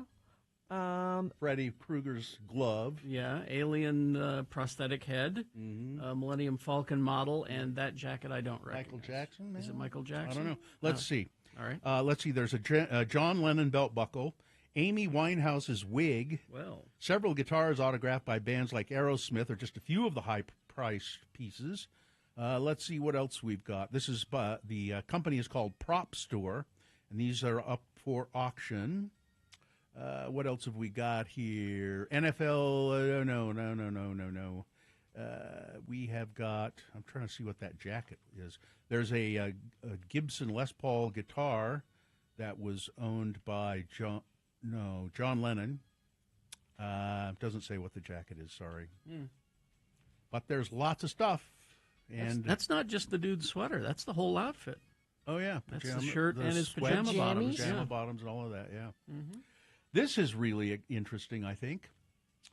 From the Canadian Rockies to the Malaysian jungle, an 80-day itinerary on trains zigzagging across the planet.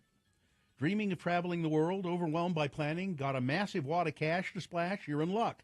Rail bookers have just announced an epic round-the-world luxury train itinerary, and it is set to launch in August next year. It's an 80-day trip that visits 13 countries across 4 continents, and it makes for an incredibly glamorous way to zigzag across the planet. You'll travel on seven of the world's most luxurious trains, enjoying world-class dining and private cabins.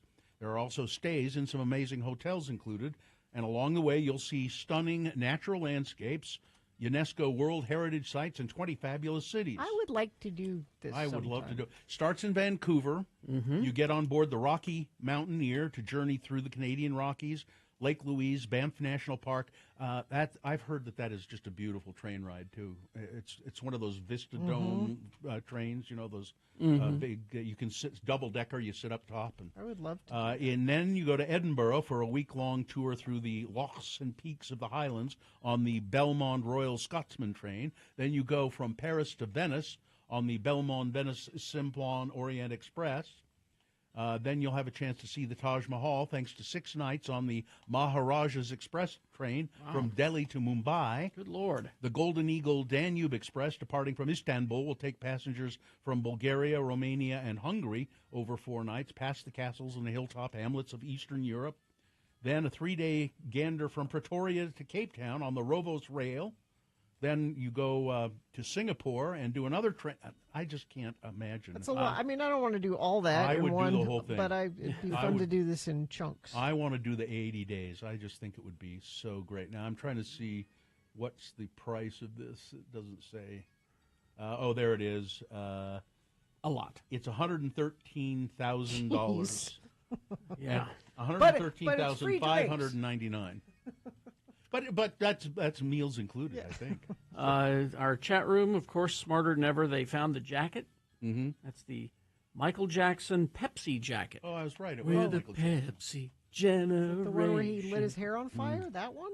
Probably.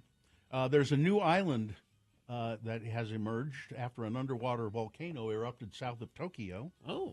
The part of the Ogasawa Islands. The new island consists mainly of rock masses formed north of the eruption site. It could grow larger if volcanic activity continues, according to the Earthquake Research Institute. But that there are pictures of it, and it's volcanoes that are in the ocean erupting. Yeah. And That's how Hawaii was made. Yeah.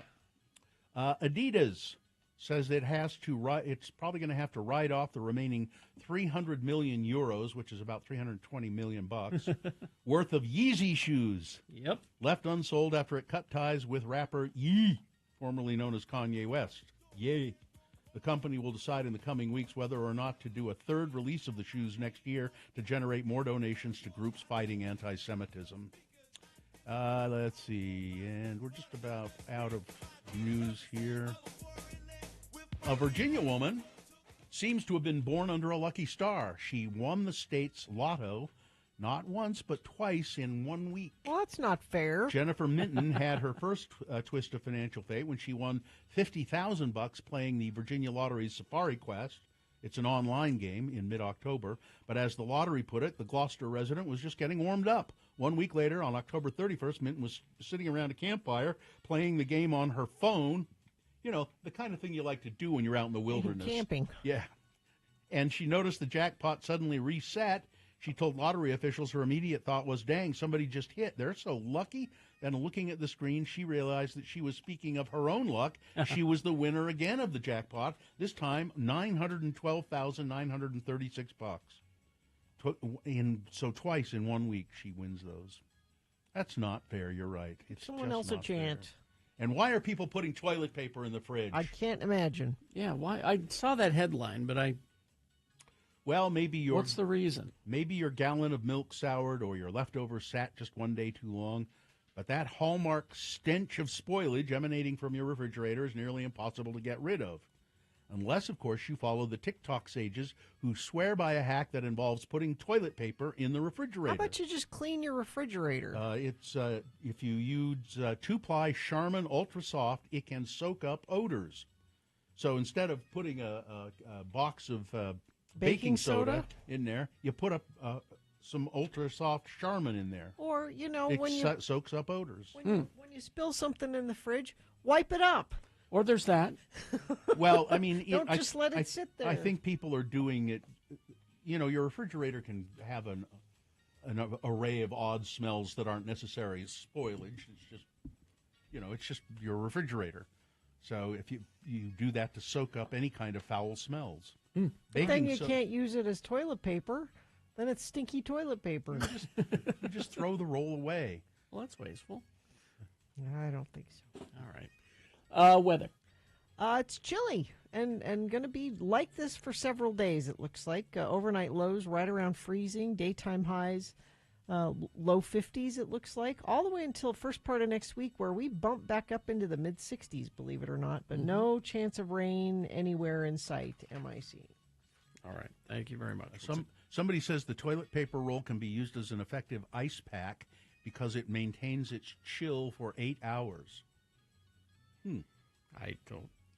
8 seems. I'm trying it. 8 seems like a long time. I'm trying it. All right. We will take a break. We will be back after these. Lim Jewelers. I love these guys. It's a family-owned jewelry store, a local business. Small Business Saturdays, November 25th. And Lim Jewelers is inviting you into their one-day in-person sale. Now, they have a website. You can see what they have, but you have to be in person to take advantage of the sale. One-day sale starts the 25th, 10 a.m. till 3 p.m., 30 to 50% off.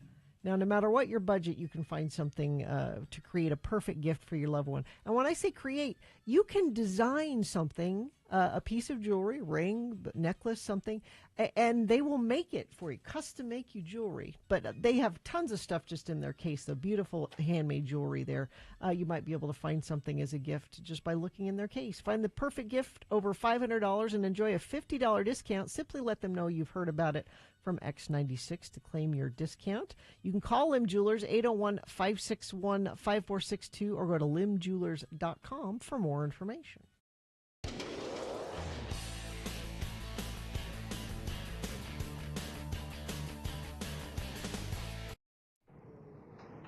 Yes. May I help you? Carrie Jackson and Bill Allred here to see Mr. Acme? Carrie Jackson and Bill Allred? Uh-huh. And this is regarding... Well, we work for Mr. Acme, and he wanted to see us today. I see. And you work for him in which one of his businesses? Radio. You know, we do a morning radio show at his radio station. Oh, yes. Mr. Acme is involved with some little broadcast facility somewhere, isn't he? Let me call him. He's having his daily rub-down right now. Mr. Acme? What the hell do you want? You know I don't like to be disturbed when Gregor is giving me my rub-down. Ouch! Damn it! I told you that my coccyx is sore, Gregor! I'm calling the doctor. Don't rub me so hard there! Jesus. Now what the hell do you want? I'm sorry, Mr. Acme, but there are two radio people out here to see you. What were your names again? Carrie and Bill. Bill? Is that Allred and Jackson out there? God, I forgot. It's salary time again. Okay, tell them to have a seat. We're just about finished here. Damn it, Gregor! Don't push so hard on that. Oh, I'm sore everywhere that my belt rubs. Have a seat, gentlemen. Mr. Acme will be right with you. Oh, great. Acme's got some sore muscles, and we're here to talk about raises. What great timing. Oh, he's always in a bad mood or sore or something anyway. I don't see where one day is any better than another when it comes to talking about money. For hell's sakes, Carrie. I mean, last year during our job evaluation meeting, he jumped across the restaurant table and jabbed the dinner fork into my upper thigh. I bled like a pig. I remember. He must have stuck that thing in about 3 inches. Yeah, thanks for closing me up. I don't know if I've ever told you enough how grateful I was. Don't worry about it. It was nothing. I was just glad I had that little staple gun in my backpack. I'm nervous. I mean, I'm just not very good at this asking for a raise thing. Remember, we got to be tough. We got to stand our ground. I mean, sure, we're asking for a lot, but, we work hard at the radio station. I don't think that 15 every 2 weeks is too much to ask. But, Carrie, 15 every 2 weeks adds up to $30 a month. I'm telling you, it's too much. He'll never go for it. I think you're right. We got to get out of here. Oh, okay. Here's what we do. What? I'll pretend that I'm sick, and then you pretend to rush me to the hospital, okay? Okay. Ma'am, will you tell Mr. Acme we'll be back some other time? I've got to rush my partner to the hospital. I think it's his ovaries or something. His uvula or something. You're going to be okay.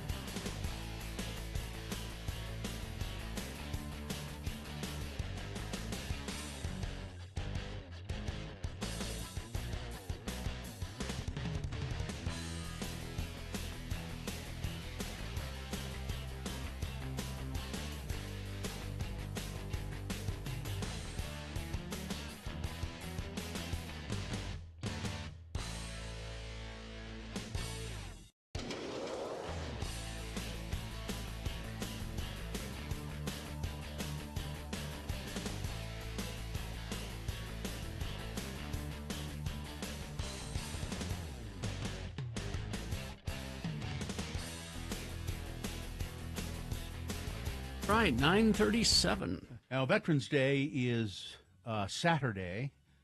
Friday? And I mean, it's sort of Friday and celebrated Saturday. Friday, but it's Saturday. Well, let's ask an expert. We have here with us Deneva Knight, who's with Comcast, the Mountain West region, the External Affairs Director.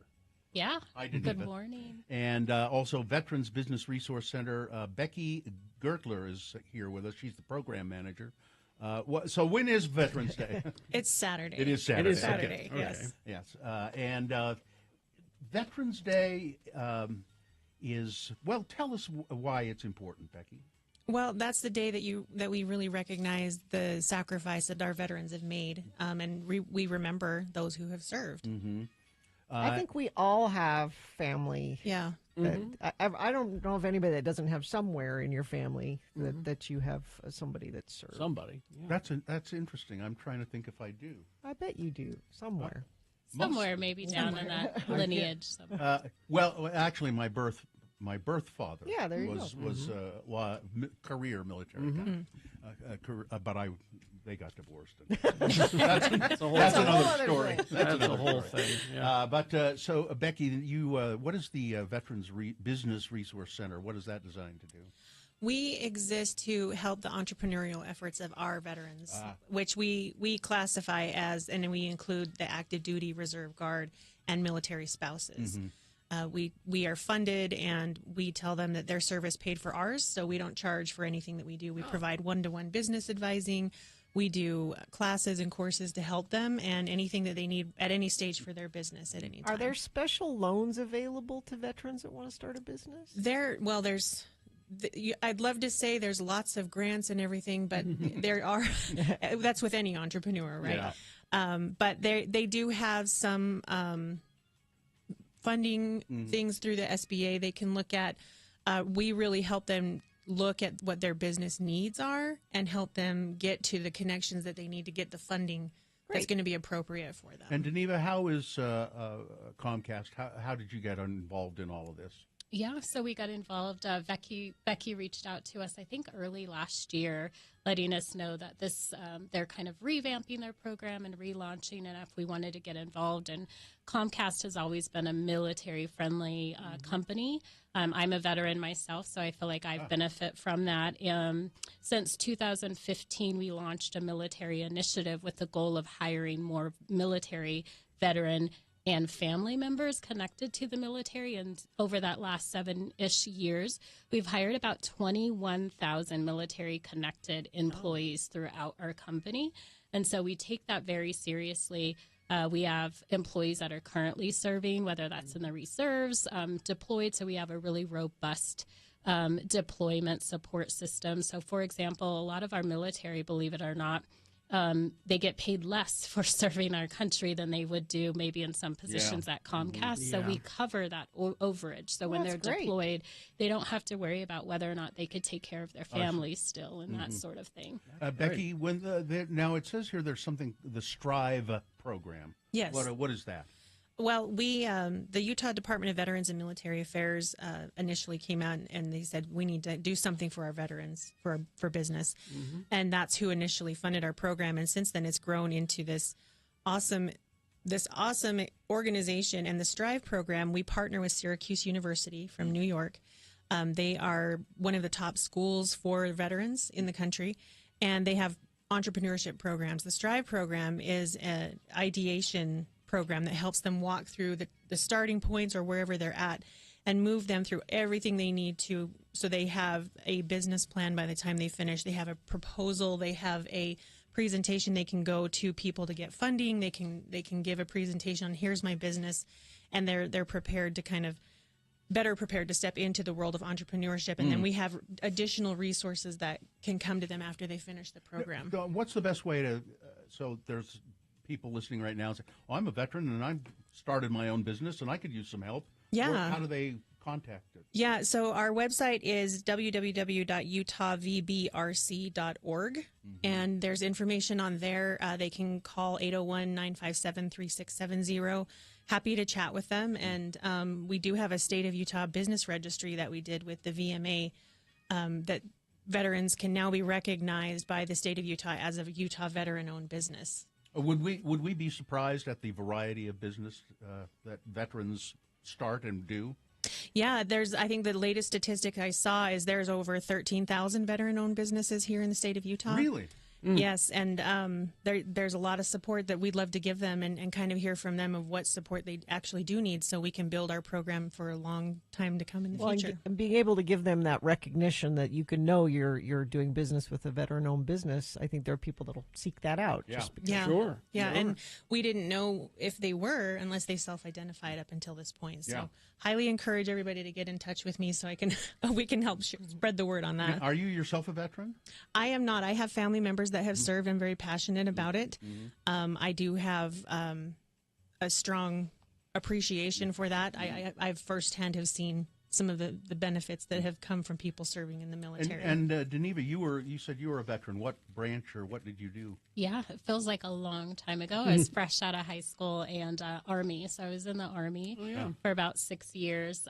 Again, feels like a lifetime ago, but I had come from a military family, so most of my family is in the military too. Yeah. And it was a great way for me to leave my hometown and go to college and get education and that sort of thing.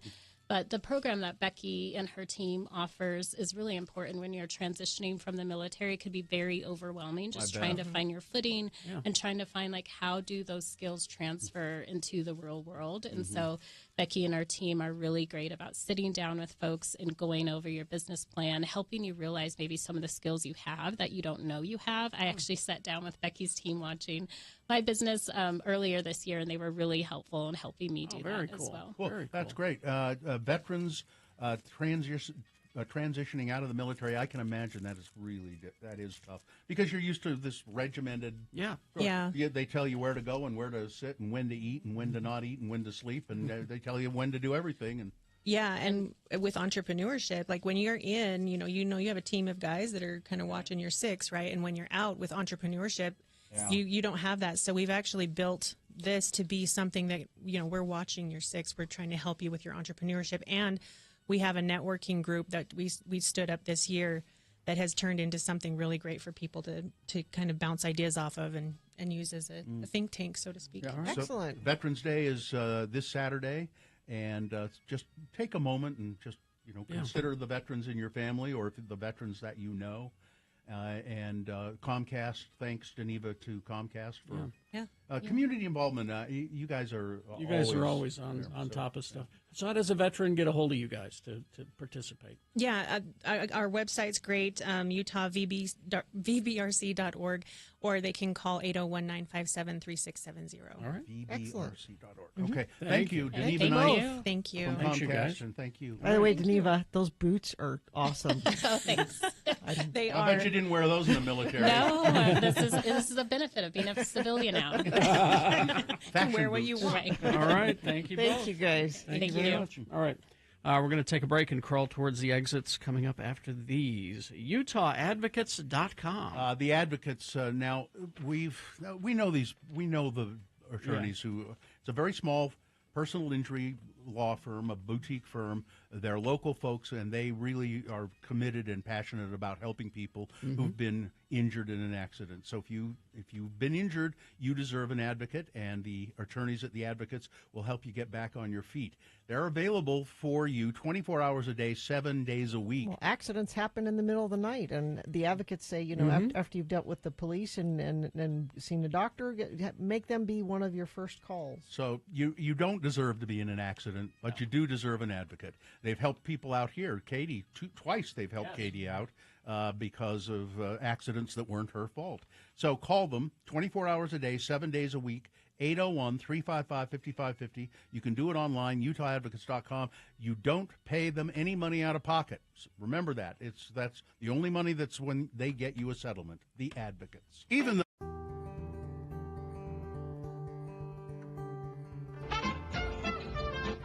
Are you ready for some good old-fashioned fun? No, I'm not talking about bobbing for apples, although that is a wonderful game. I'm talking about trivia. It's time for Beat Katie. This is the game for people who know their stuff, and we invite all of you to play along at home. I'm your announcer, Johnny Ola. Remember, if you have spills to deal with in your kitchen, use Bounty brand paper towels. Bounty, the quicker picker-upper. And now, here's a man who's quick on the pickup himself, Harry Jack Jackson. The quicker picker-upper, half a sheet'll prove it. Oh, that's remember exactly that? right. All right. That's right. We do have a contestant. The randomizer has chosen Braden. Hi, Braden. Are you there? Yes, I am. Oh, Hello and good morning. Hi, Braden. All right, we're going to use the coin toss app that I have on my phone to determine who goes first. You call it heads or tails. Heads. All right, coin toss app says heads. That means Twice in a row. Already, it looks like Braden is going to win. This does give you an advantage in the game, Braden. The first question is for you to answer exclusively. These are multiple choice questions. Pop culture trivia. Today about Benedict Cumberbatch, because it's his birthday today. This first question is for you to answer exclusively. If you get it correct, you'll get the point.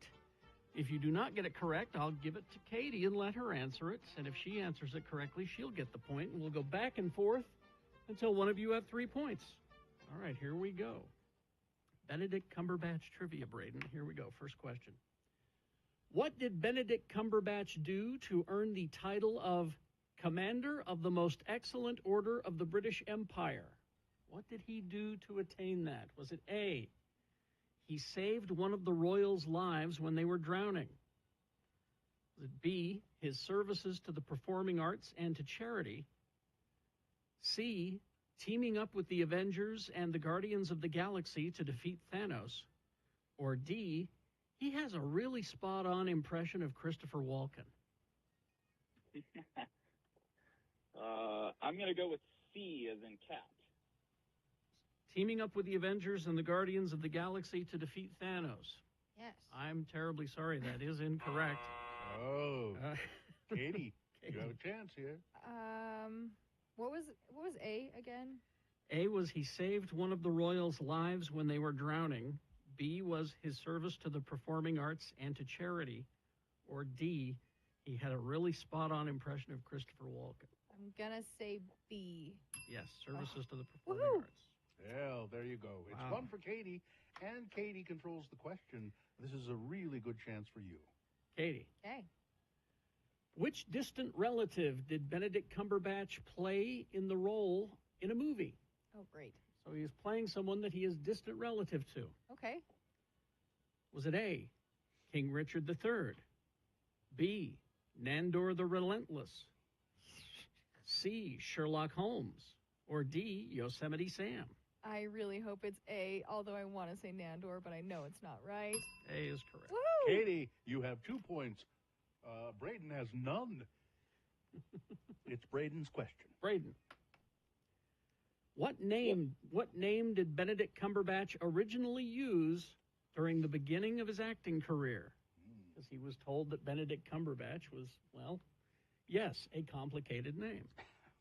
So this was the name he used at the beginning of his career. Was it A, Benedict Carlton, B, Tor Johnson, C, Lincoln Hawk, or D, Marion Cobaretti? Marion Cobaretti. I'm going to go with A. Benedict Carlton is correct. You finally got a point, Braden.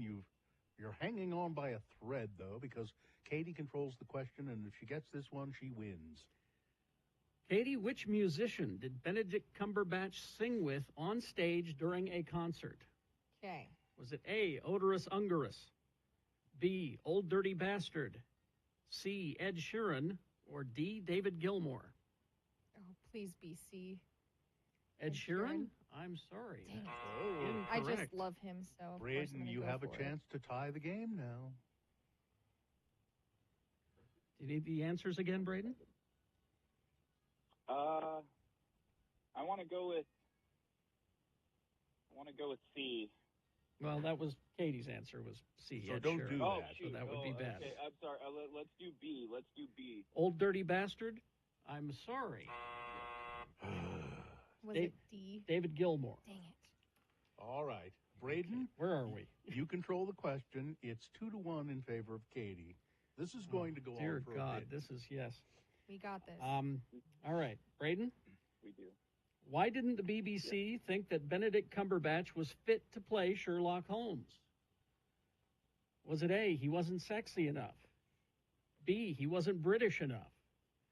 C, he had a snake tattooed on his face, but that's before he had it removed. Right. Or D, he was on parole for bank robbery.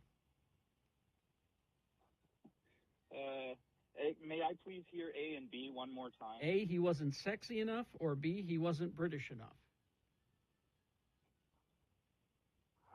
B. I'm terribly sorry. Yeah, it's not correct. Katie, you could win the game. Please. What was C again, really fast? Oh, don't. He had a snake tattooed on his face. Okay, Don't do okay, it's A. I think it's A. It is A. Okay. Yes, there you go. Katie wins. I'm so sorry, Braden. You don't get to go see Paramore. It's just... Well, I mean, he tried his best. I mean, let's face it, you were both stumped. Yeah, I told you I didn't know anything about him, so why don't we give him the Paramore tickets? Braden, you get the Paramore tickets then, I guess. Wait, what are you doing for me, though? What was your gift to me Well, here? I had a couple options, and I think I'm going to do both of them. I'd like to donate to Planned Parenthood, and then I'd also like to patronize Moochie, because Beautiful. I really like that. I All good appreciate choices. both of those. All right. We'll give you the Paramore tickets. Hang for on that. the line, and we'll get your information. All right, Johnny. Listen, I've got to go. I'm having lifts put into my shoes today. Oh, good. Have fun.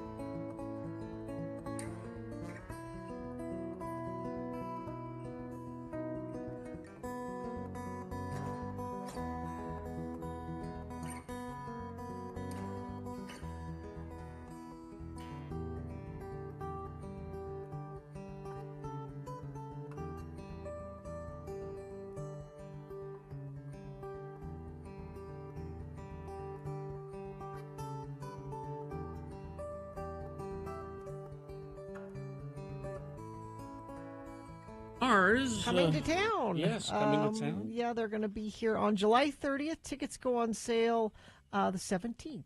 Nice. And then the Alanis Morissette announcement today earlier. So lots of shows coming. He won an Academy Award, right? He Jared did Leto? for Dallas Buyers Club. Dallas Buyers He was Club, really good in that.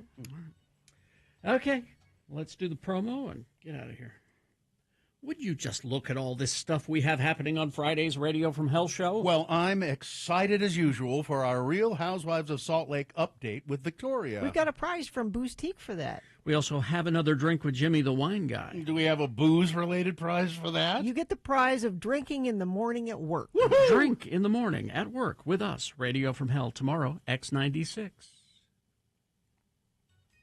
Okay. Is that good? Good enough. I think we got it. All right. All business. Fine job as always, Katie. Live long and prosper, bitches. Don't you know who I am? Is it just mustard or is it just mustard? Marcy is next. We've